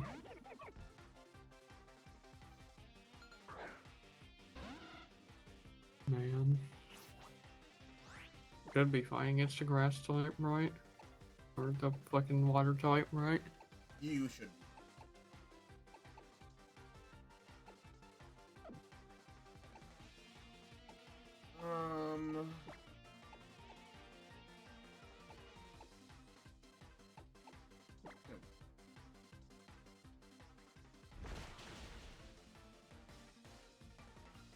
You know, you wanna growl at me? You wanna growl at me so bad?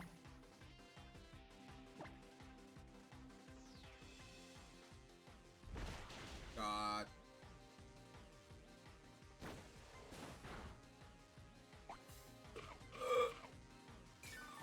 I knew the Oranberry going on you, Wing-K, would be a good idea.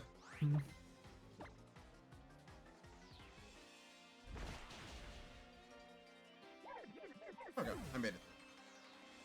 I'm also about to be through unless this water crits and murders me. It did not. Yippee, I'm through.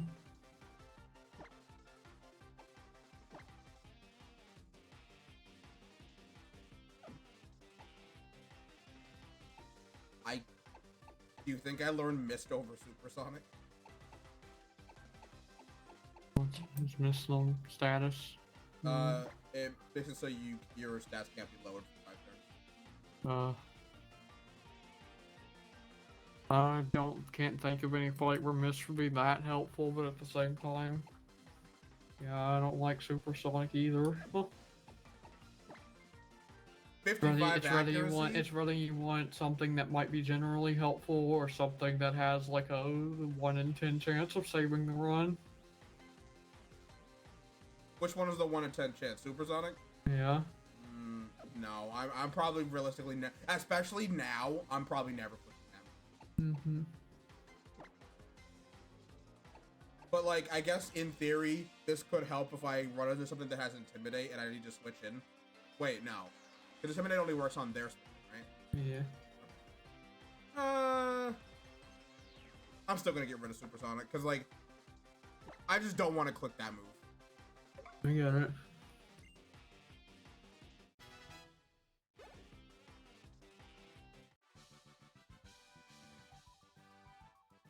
Question. If a Pokemon has Levitate, do they still get hit by, like, spike moves? Spike moves? Like, you know, Poison Spike, Stealth Rock? Only Stealth Rocks. Okay. But not Spikes or Poison or Toxic Spikes. Gotcha. In Stealth Rocks, it specifically says, like, pointed stones, like, float in the air. Interesting. But flying types and levitators are immune to poison spikes and spikes because they don't float. That's cool. And also, spikes are just like a flat damage that can stack up to 2 times. Toxic spikes are, you know, poison or badly poisoned depending on 1 or 2 stacks. Yeah. Stealth rocks don't stack, but they can hit, yeah, flyers, and they actually have type effectiveness, so like they're actually like count as rock types, so like they actually do extra damage to flying types and fire types and stuff, but and you know less to things that resist rock. Interesting. I did not know that. That's cool. So yeah, meaning like Wing-K will take a bunch of damage from Stealth Rocks because there's a flying type and weak to rock, but would not be affected by spikes or toxic spikes under normal circumstances. Yeah. Huh, that's neat. I learn something new every day.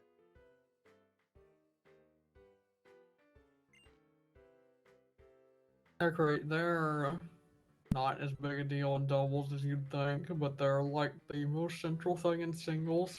Oh, I thought they were really good in doubles. They're not common in doubles. Oh, it's this homosexual.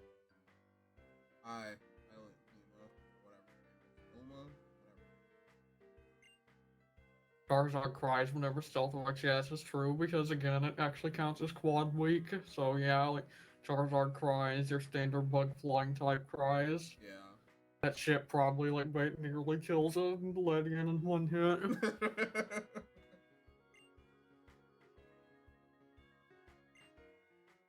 And Sword and Shield invented an item, heavy duty boots, that made you immune to switch in hazards. There's other switch in hazards too, like there's like sticky web, I think it's called, that, you know, like switch in lowers your speed. And from the Great Feast. Yippee. I'm happy you got good noms. I'm also getting hunger. We can stop. Do I also fix chicken? If you want. Do I fix chicken or wait to see if the ghost cooks something? I mean, if you're really hungry, you just fix chicken.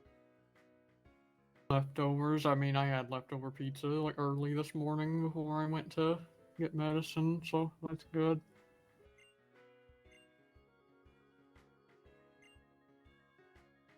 I really want chicken and moss sticks.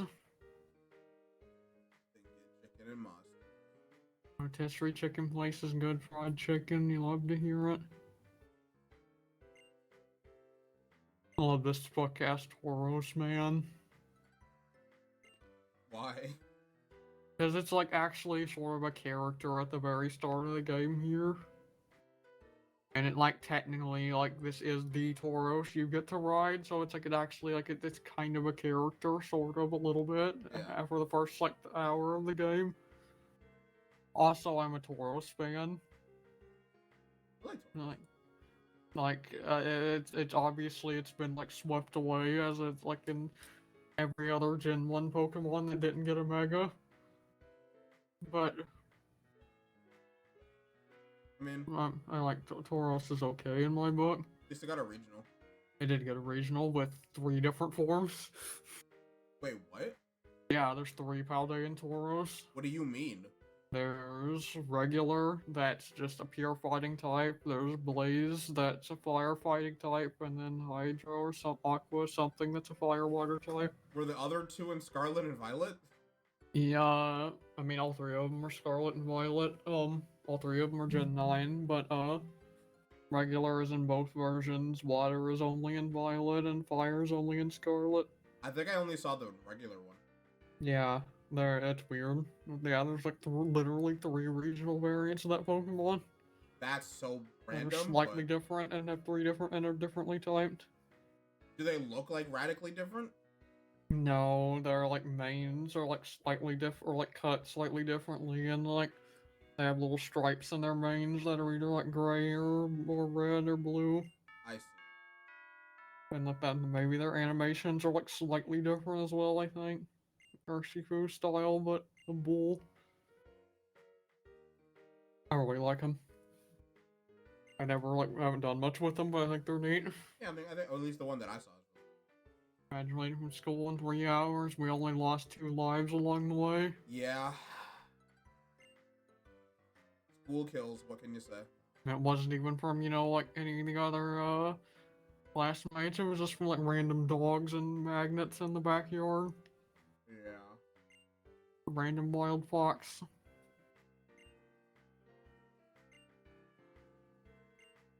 If anything, I think the school should probably be shut down for letting stuff like that roam freely in the field. Yeah, it's dangerous for those students. Mm-hmm.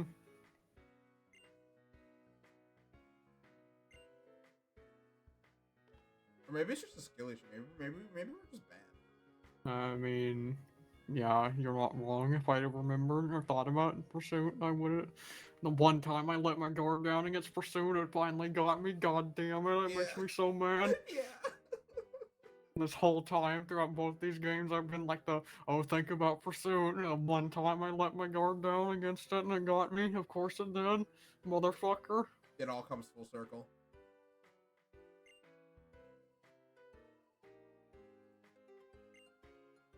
But you know what? I think that's the beauty of nuzlocking. Granted, I was probably screwed there either way because it like leered at me. So like, the only thing realistically that I could have done is tried to run, and if I'd have gone away, then that's probably about all I could have done. But I wouldn't have died to that one pursuit. But like, I wouldn't have been able to. I would have been fighting a losing battle. So Yeah. I just had to run.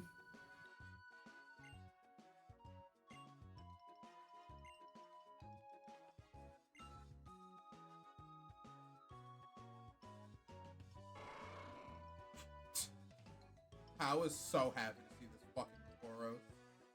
Mm-hmm.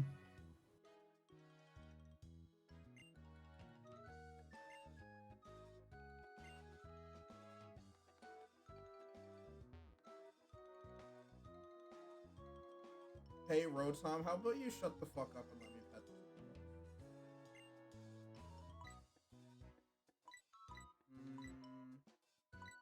I'm gonna stroke it.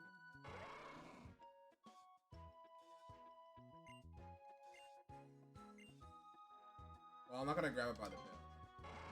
Mm-hmm.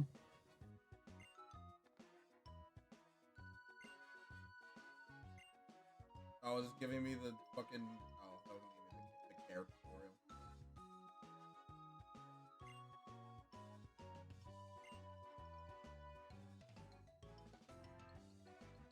All the places you'll go, you'll meet so many wonderful children, Pokemon, and then you'll also watch them die.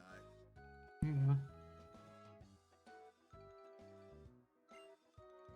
One of us is probably getting that rat. I hope it's you. I don't know if I can take the pain of losing another Raticate. Another normal and dark type that's weak to fighting and bug. You want to wish that on me? Kinda. Uh, Like don't ask me that question because I'll say yes.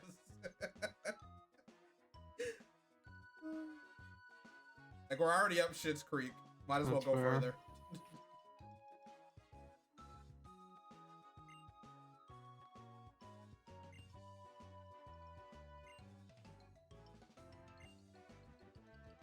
I know Grimer's here, and yeah, Rat. I don't know what else like new, because I'm pretty sure like things like Magnemite are also here. I know Rat and Grimer, I believe.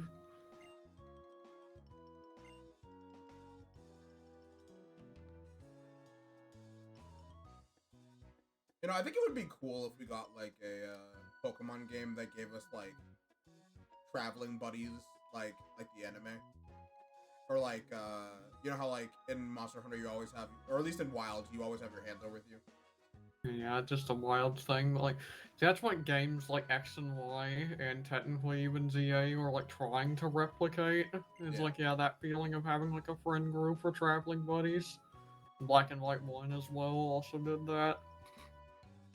That's kind of what those games are like trying to replicate. Well, it's just that it kind of doesn't feel like it. It's not like you constantly have an NPC companion following you around, which would honestly be a really cool idea for a game. Because yeah, then you can just like have an NPC companion, like all the battles are double battles, and so you can like maybe you have like a literal party, so you can like put a different companion in. They all have like a different partner Pokemon. Okay, yeah, I want this to be a game. You're right.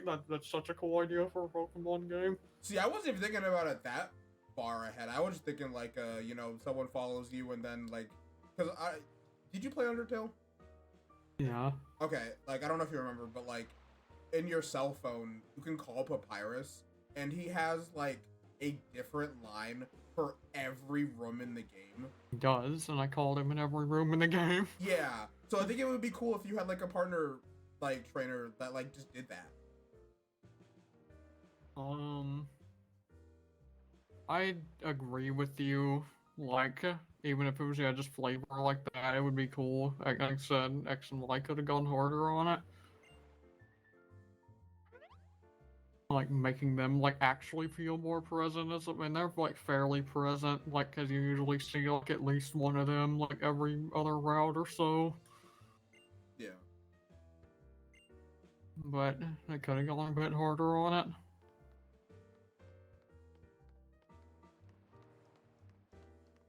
Also, I will say it doesn't come in until later, but we rejoice that you don't have to wait till post game for fishing in this game.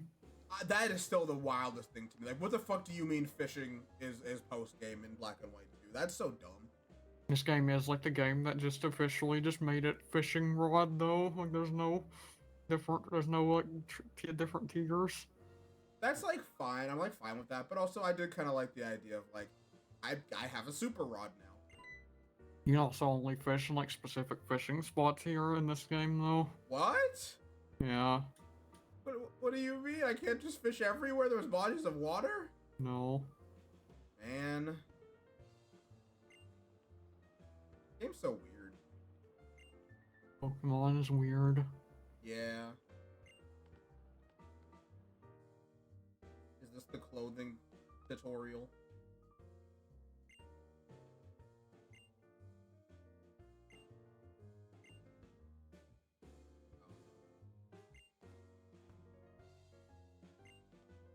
Circles in the water to fish, yeah. The way Sword and Shield was as well. And then Scarlet and Violet took out fishing. Wait.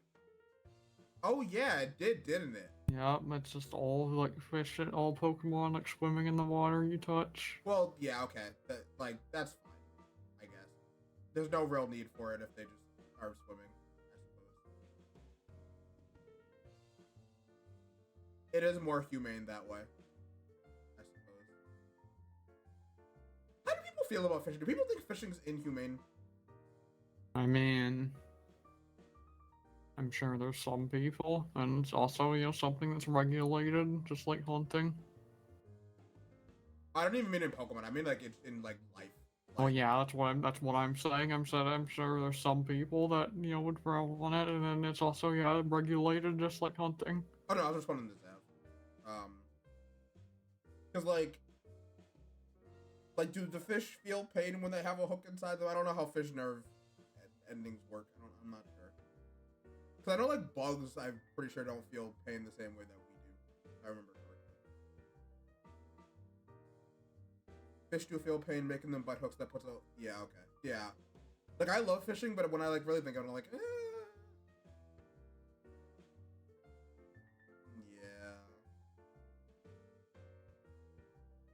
Man, we suck. Humans suck. Yeah, humans do in fact suck.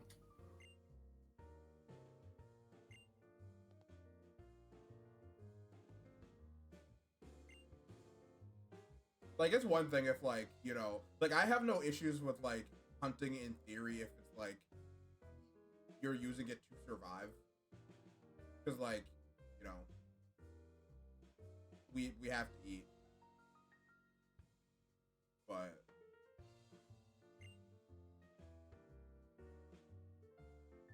Like poaching and, like, hunting for sport, I hate that shit. Mm-hmm.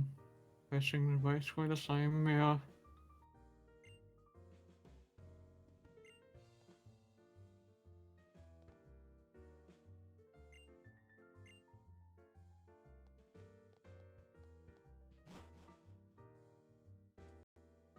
We can get our next encounter here, right? Yeah, once I'm free from cutscene.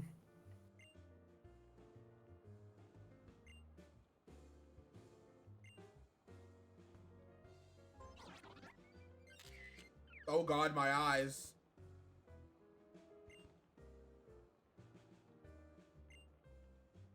I remember thinking this was crazy because like we have little Pokemon Snap mini games in this game and it was great. And then a new Pokemon Snap got announced a few years later and then I never got it and then I kind of forgot about it and now I'm thinking about it again. You know what to use that eShop card on now. Not on sale.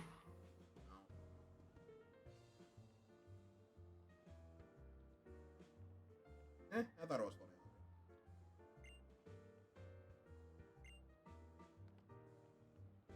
Pokemon Snap. Oh my god, stop talking. Damn, more tutorial. Yeah, poaching is absolutely the worst.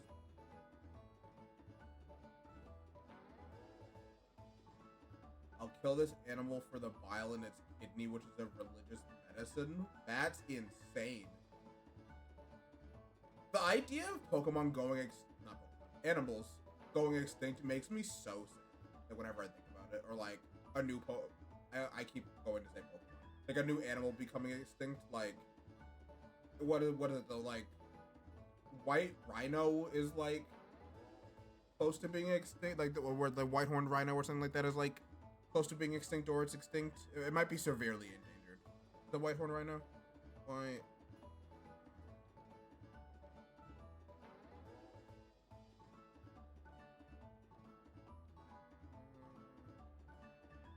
Endangered.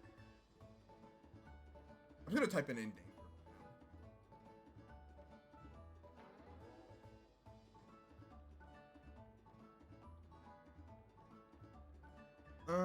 All 5 rhino species face threats. Javan and Sumatran are critically endangered, while black rhinos are critically endangered, and white and Indian are vulnerable or near threatened. Okay, so I was wrong. White is like the least threatened, but like rhinos are like some of the rhinos are like very, which is sad because rhinos are very pretty creatures. It's sad in any case, obviously.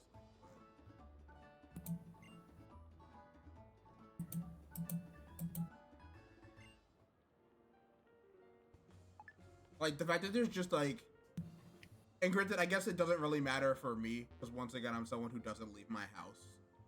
But like, just the fact that there's animals that I'll never see in my lifetime because they don't exist anymore. It's a bummer. Was this a thing in original Sun and Moon? No. Okay, I'm like, I don't remember this. I don't think so. Anyway, maybe no, maybe. No, it wasn't. No, it definitely wasn't. What is the point of this?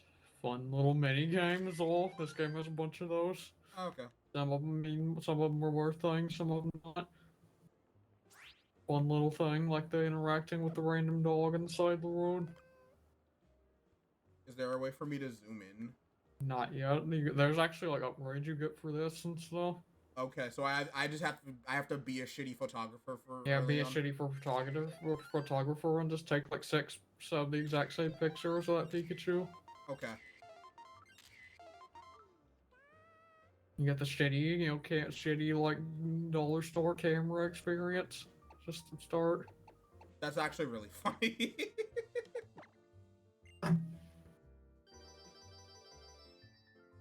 Wow, we actually get social media comments on this. Mm-hmm. That's cute.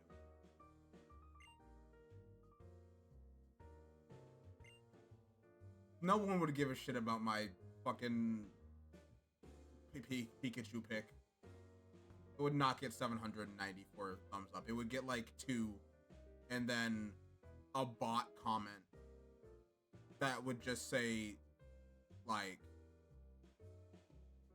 DM me for berries or something. But nonetheless, it's cute. I appreciate it. It's cute. I like silly little things in video games. More games should adopt the Sakurai mentality. I don't know what happens if I click save photo to the SD card, so I'm just not going to. Yeah, I just didn't. That's scary.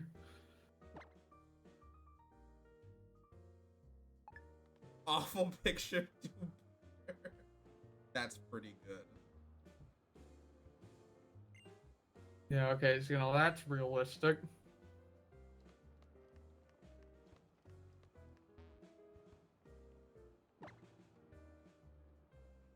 I'm assuming picking like a good option for the responses to the Rotom will then lead to it liking us more and then doing more things in battle. Yes. Okay.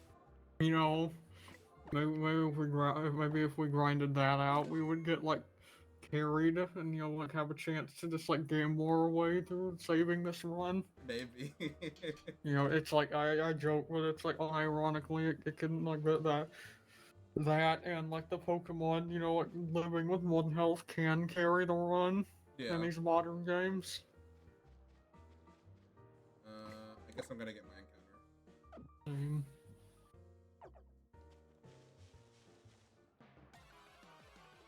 Let's see what it be. I got Abra. Oh fuck. Well, Well. gotta throw a ball and hope, I guess. Yeah. Well, don't get too attached to whatever you encounter first. If you do before this teleports away. Yeah. I got a Great Ball, and I got a Dream. I got a Furfrou! Don't get attached to it yet. No! We're about to find out. No! My dog!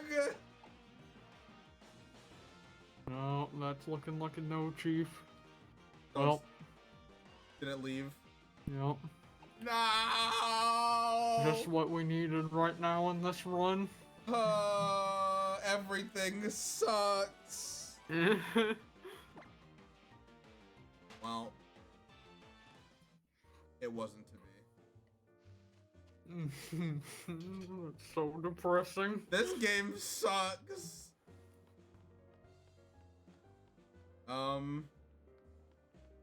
We just want to call it there before doing anything else important, because I feel like getting our last encounter was kind of like the thing we would do calling Anyway, what'd you say? Sorry. it. Oh no, do we want to call it there? I mean, it's been a decent stream. I mean, it's been a very kind of depressing stream. Yeah. In terms of how the game is actually going. But it's been a fun stream. Yeah. Everything is awful. But that's part of the fun. At least we get to look forward to clothes shopping next time. Yeah. Alright. I'll save. Make sure to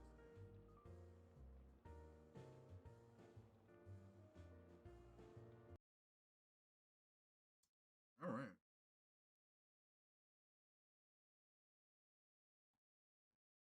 Oh yeah, we get the lens case this early. The what? The lens case, the eye color thing. Oh, okay. Which I'm going to save and quit after this. I just walked a few steps ahead and got the next cutscene. That's fine. I'll do that next time.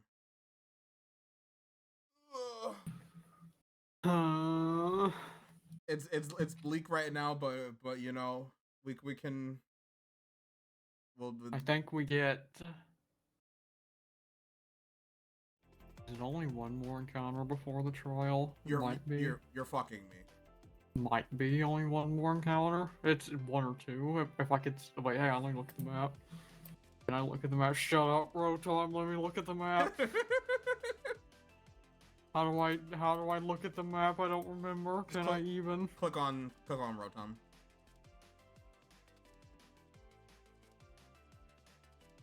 He's just yapping.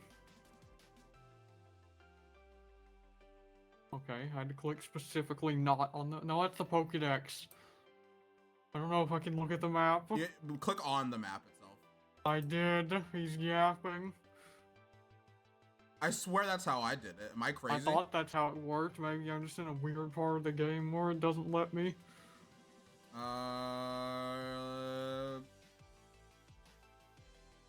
Oh, I don't know what I did differently. Maybe you clicked on a different part of the different part of the screen. It's like the touchpad. Yeah, whatever.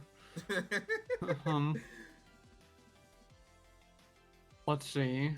We'll get an encounter up here before the trial. Do we get one in Route 3? I think we do.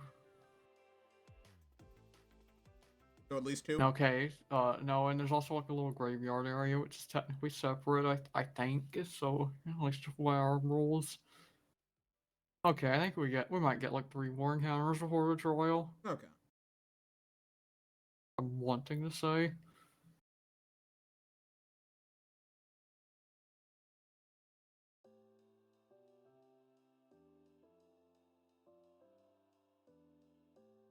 I was just thinking like it was basically just Route 2 and then Trial, which maybe it is, but I don't think so. I hope not. But honestly, if so, then that's fine. Like, if we have to start over, we have to start over. It is what Yeah. it is. I guess just the challenge of this run is to see if we have enough legs to make it off the first island. Yeah. Which, I'd be honestly amazed if we did. Especially considering one of the first major battles is a fighting type thing, and I have two things that are weak to. Oh wait, no, I don't have two things that are weak to it anymore. But I have something that's neutral to it because it's also still a dark type, and then I have something that's weak to it. Yeah. Okay, we're gonna get a bird on Route 3 and it's gonna save us. Surely. I believe. I believe in us. I believe in the Pokemon gods to bless us after the suffering. I hope you're ready to get a Rufflet that doesn't evolve until after level 50. Man. All I can say is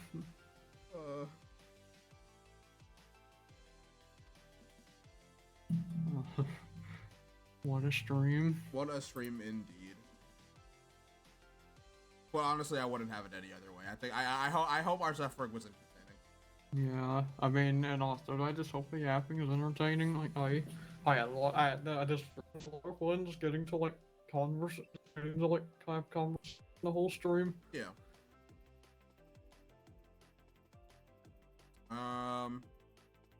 I might be back tomorrow. Might stream some Street Fighter. I kind of want to, start streaming that game again. I feel like I only stream the game when a new character comes out these days, but kind of want to pick up,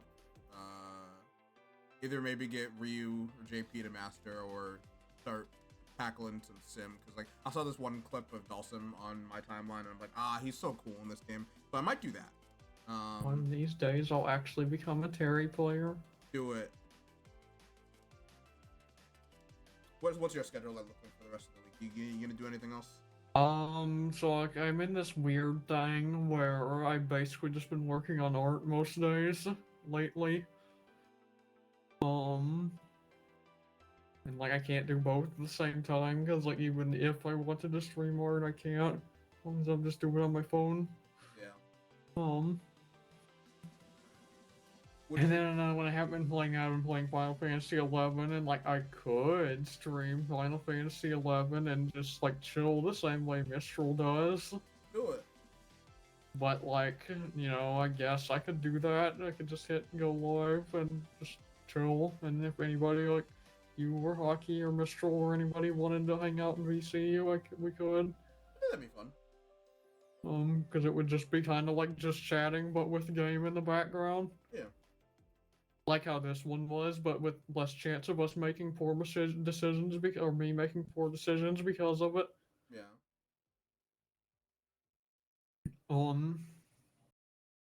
I could do that. If I pick up any games, I can start playing Final Fantasy Tactics, but that'll probably stay as an off-stream thing. That's why I started it.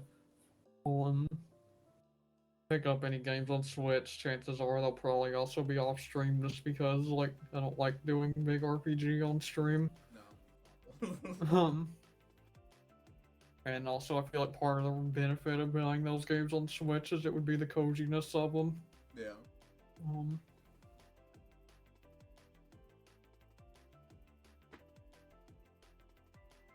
That's the problem is that like those are the kinds of games I want to play lately. So like maybe I just throw up stream or why play silly MMO just to say I streamed and got to hang out. Do it.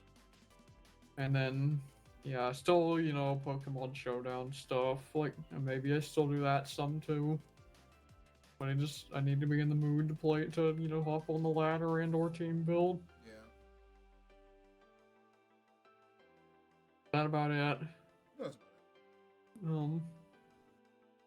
Kazan, I play that at some point, and I kind of wanted to save it for stream, because I stream Souls-likes a lot. That used to be like all I did for a time.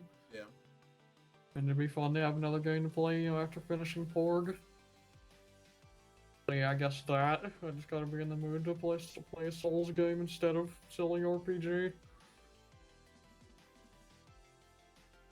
That's about it.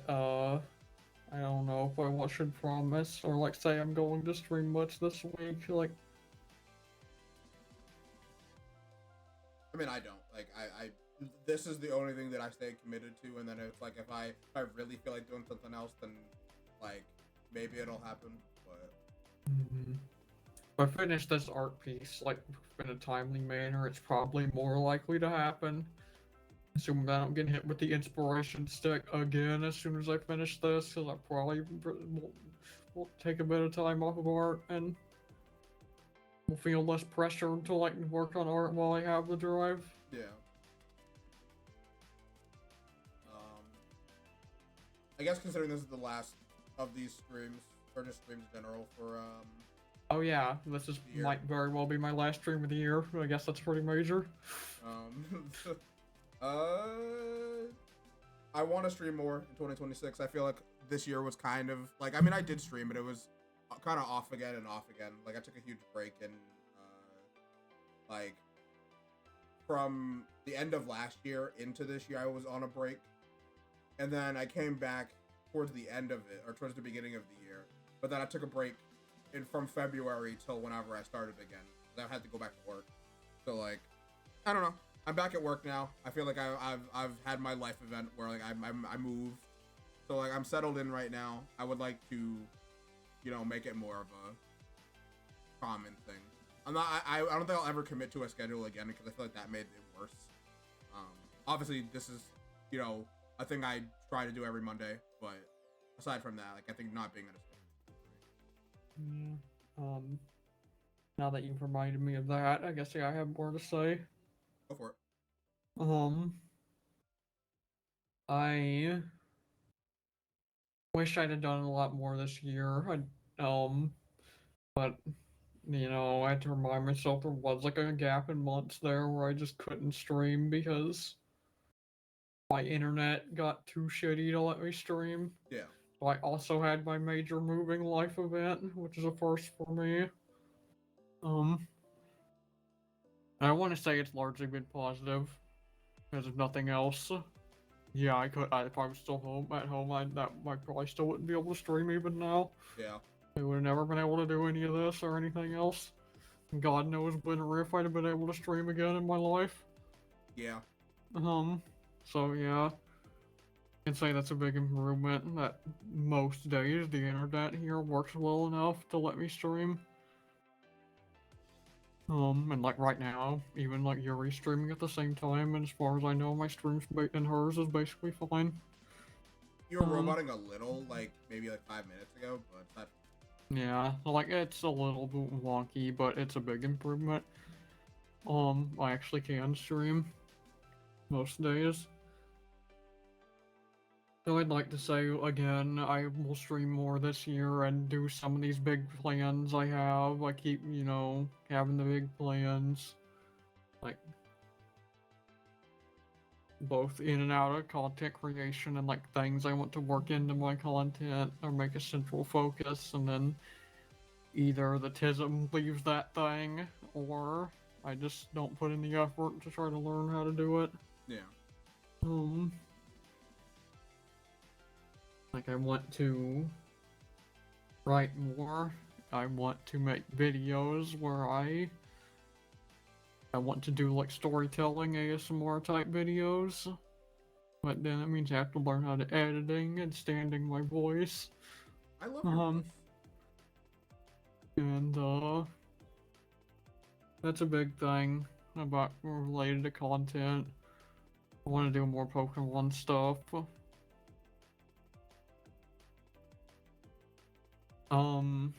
February is my 3rd streaming anniversary. I have some thoughts of things I can do, and I'd like to say I could plan something for that. I'm sure if all else fails, I'll, if nothing else, do like the thing that's been a yearly tradition where I play all of Salt and Sanctuary on a randomizer all in one stream on that day or around that day. I'm sure I'll do that if nothing else. Yeah. I'd like to make more of an event of it, but I don't know. And I know that's something I should start planning for now if I wanted to do more for it. Probably. So it's like, yeah, I'm trying to put thought into it. I guess if nothing else I can say lately, it's that I don't know how long it lasts, but I've been more productive with art than I have with any other point since I started doing it lately, in like the last few months. So I guess I can say, even if I haven't like streamed like I should be, I've been productive in a sense in this last like month or two. Yeah, you've been doing a lot of stuff. It's been very nice. Maybe not the right kind of productive, but I've been productive. Any productivity is better than nothing. Yeah. We take the victories where we can. Be proud of yourself, Goober. I try. I don't really have any concrete plans. I'm kind of just vibing. Any day where we beat the depression and while staring, it's good. Yeah, that mostly. Yeah. I could have just cut down that whole speech to that, basically. Nah, yeah. Be the yapper that you want to be. I don't really have much planned. Just fighting games. I want to play more fighting games because I feel like I haven't fallen out of love with fighting games, but I feel like sometimes it just kind of takes a backseat to other things, which is fine. Like I had a little like shooter fixation for a couple of months. Like I was really into Rivals and Overwatch. I was getting heavily back into Overwatch, Apex. So like, and this will always happen because I just play so many different fighting games. It's like sometimes I'll have a Tekken, phase, or I'll have a Street Fighter phase or a Guilty Gear phase, and it's definitely amplified by when like a new character comes out. I don't know. I want to play more. I'll throw 2XK into the mix now that that's out. I want to. Not even necessarily get better, but just stay consistent. I don't know. I know that playing the games and doing well makes me feel good, so I just want to keep doing that instead of not playing, because like I don't want to say that I have like rank anxiety, but like with getting higher ranks means facing better people, and I feel like I get angry, and I don't want to get angry, and I feel like since I've stopped streaming them, like fighting games as much, I get more angry, and I feel like if I play more on stream, I will be more. I would like to do that. Oh, sorry. I'm just gonna add, I would also like to play more fighting games, like, and feel comfortable to stream them. I get in like a weird thing with those where I like the idea of playing them. And then I'll get like on a kick while I like fuck around with them a lot and like want to play a specific character in a specific game and like play a lot with them in training, but never actually like bring myself to actually start playing the game. I want to motivate you, but like I don't like. Obviously, I can't make you do anything. Like I also don't want to like push it. Like I just want you to do whatever you want to do, and I don't want to make your experience worse. But like, oh come on, play it. You want to play? Like, oh, what if you boot it up? Like, because then I feel like I don't want you to feel like forced to do that just because it's something that I like to do.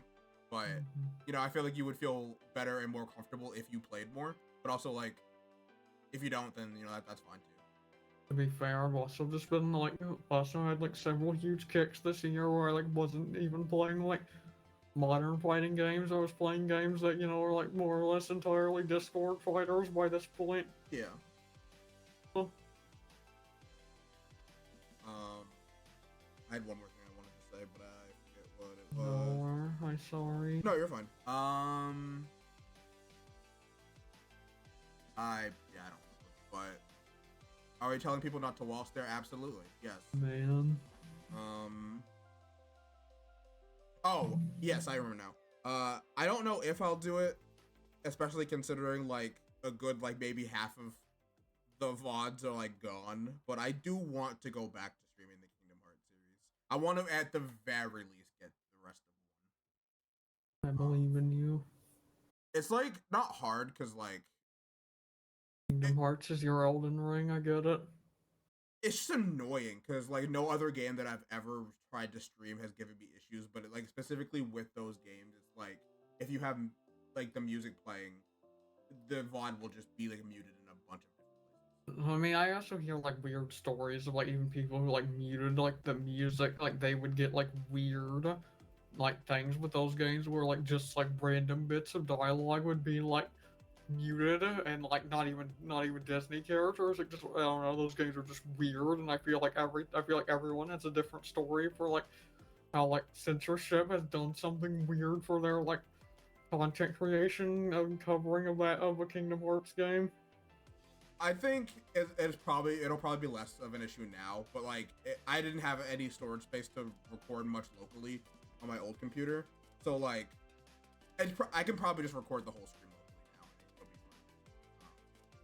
But yeah, it's just annoying. Storage space, that's the other problem that yeah I need to figure out if I wanted to get into making YouTube videos like I want to. Yeah, I believe you'll do it in time. I don't know how much help I could be at this point because I haven't really like edited in a long time, but I know a little bit. Never edited. It's overwhelming sport to me. It's something I should learn as a content creator at a base level anyway, even if I wasn't like looking to make YouTube a central part of my content. But Just like learning anything else, you gotta start somewhere. You just gotta do it, be bad at it, and then look up a tutorial on something, and then you'll go from there. Like, I'm not gonna say I'm like perfect or anything, but like, eventually I just figured out some things. Like I'm like, okay, I guess. So that's my plans for the foreseeable future. I don't know how realistic doing all of those things will be, because like sometimes I just like to take time to myself and like sleep all day some days, but I would like to be more you productive on my gotta days off. sleep all day some days. Can attest. It's true. Not even I see her. It's true. I don't know, sometimes I'm just really tired. Being alive is exhausting. I get it. Hug, hug. Yeah. But I don't got anything else to say right now. How about you? That's probably about it. I look for more art. I'm probably gonna post soon-ish. Yeah. Maybe I've been making a lot of like also just like more relevant things. So you know maybe I'll eventually start doing some things with that. Go follow Diary and enjoy her art. Oh yeah, I was supposed to put a link to my most recent art as a pin this stream. God damn it! I mean, you can do it now. I'm a bad artist streamer. Okay. I guess as a closing note, just thanks to everyone who shows up for the Pokemon streams. I feel like this is once again, at least for me, been like a pivot of content. I'm like the fighting game person, but like, I don't know, we share an interest in Pokemon, so I figured, hey, fuck it, I'm not doing anything else. Why don't we do this? And gives me a reason to play Pokemon and gives Dire a reason to yap. So I'm a Pokemon yapper. I think these have been, at least in terms of like switching what people usually come to me for, I feel like these have been relatively successful for the most part. And I think like just getting to talk to people about Pokemon has been really fun, because I've been, until Scarlet and Violet, like from X and or from like Omega Ruby and Alpha Sapphire to like pre Scarlet and Violet, I was pretty much out of playing Pokemon. Like I bought all the games, but I wasn't really like playing them to completion, and I wasn't like really locked in. So Diary and Scarlet and Violet kind of make me refined my love for Pokemon. So, Oh, that does remind me. yeah. I still want to do a stream where now and I'm like post ZA and its DLC have been out a bit. I want to do a stream where I grab like Hockey and Athena and do like a tier list of of all the Mega Evolutions to date, not just the new ones, all of them. Yeah. And then and then knowing me, probably add in, depending on how long we want to go and how much time I feel like I have, do extra yapping. Where I like try to theorize like how I predict some of the new ones will do when Champions comes out, and what abilities they may have, etc. I think it'll be very fun. Like, I'm not a pro Pokemon player. I'm just not, and I don't claim to be or to have the best knowledge. And honestly, no one can predict what the big Pikachu upstairs does when it comes to balancing and new things. So it's just a silly for fun thing. Makes them like comparatively relatively amateur viewpoint. Mhm.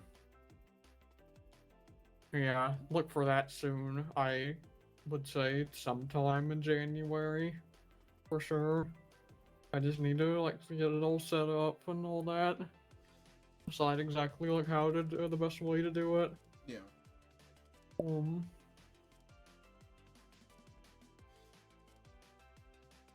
Yeah, that's something Pokemon related definitely on the horizon. Whenever Champions comes out, maybe we'll also get a stream where I tie Aki and Athena to a chair and try to teach them how to play Pokemon. You say tie me to a chair like I haven't been super ecstatic about the game coming out and learning how to play. And yeah, I know, but it's for a bit. Let me have this. You're right. My bad. Continue. And yeah, that'll be fun. I'd like to stream Champions a lot when it comes out, if it's everything I want it to be. It's how I'd like to stream Showdown if I'd get off my ass. Do you want me to poke you to start doing things? Because I will gladly be a kick in your ass that you need to do these things. If you would like. You can poke me. It's just I can't promise it'll always get me to actually do the thing. Some days it will for sure. But because I'll do it. I just don't want to nag you. Mm-hmm. I don't want to be annoying.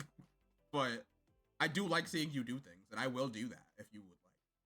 But genuinely, recently it's just been I've been working on art, and even today I felt as much as I wanted to do this, I felt kind of shitty. I gotta stream means I gotta not work on this art while I feel the drive to do it. No, I get it.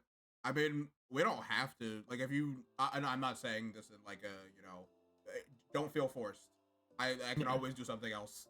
I know, but I did want to do this to at least keep consistent on this as much as we can, and it's fun, and I had fun, and honestly, this is one of the most fun streams in a while because of how much we just got to yap. Yeah, I agree.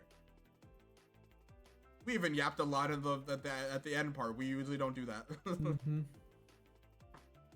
Maybe I am a talker when I actually start talking. Yeah, absolutely. You just gotta get excited. You have to be interested in the conversation, and you open up. That being said, I think I'm assuming we're gonna send everyone over to Yuri.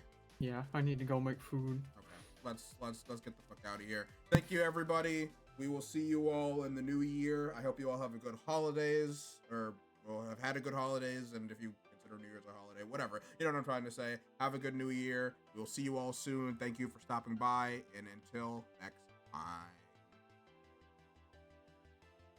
Enjoy your dance. Bye-bye. Bye-bye.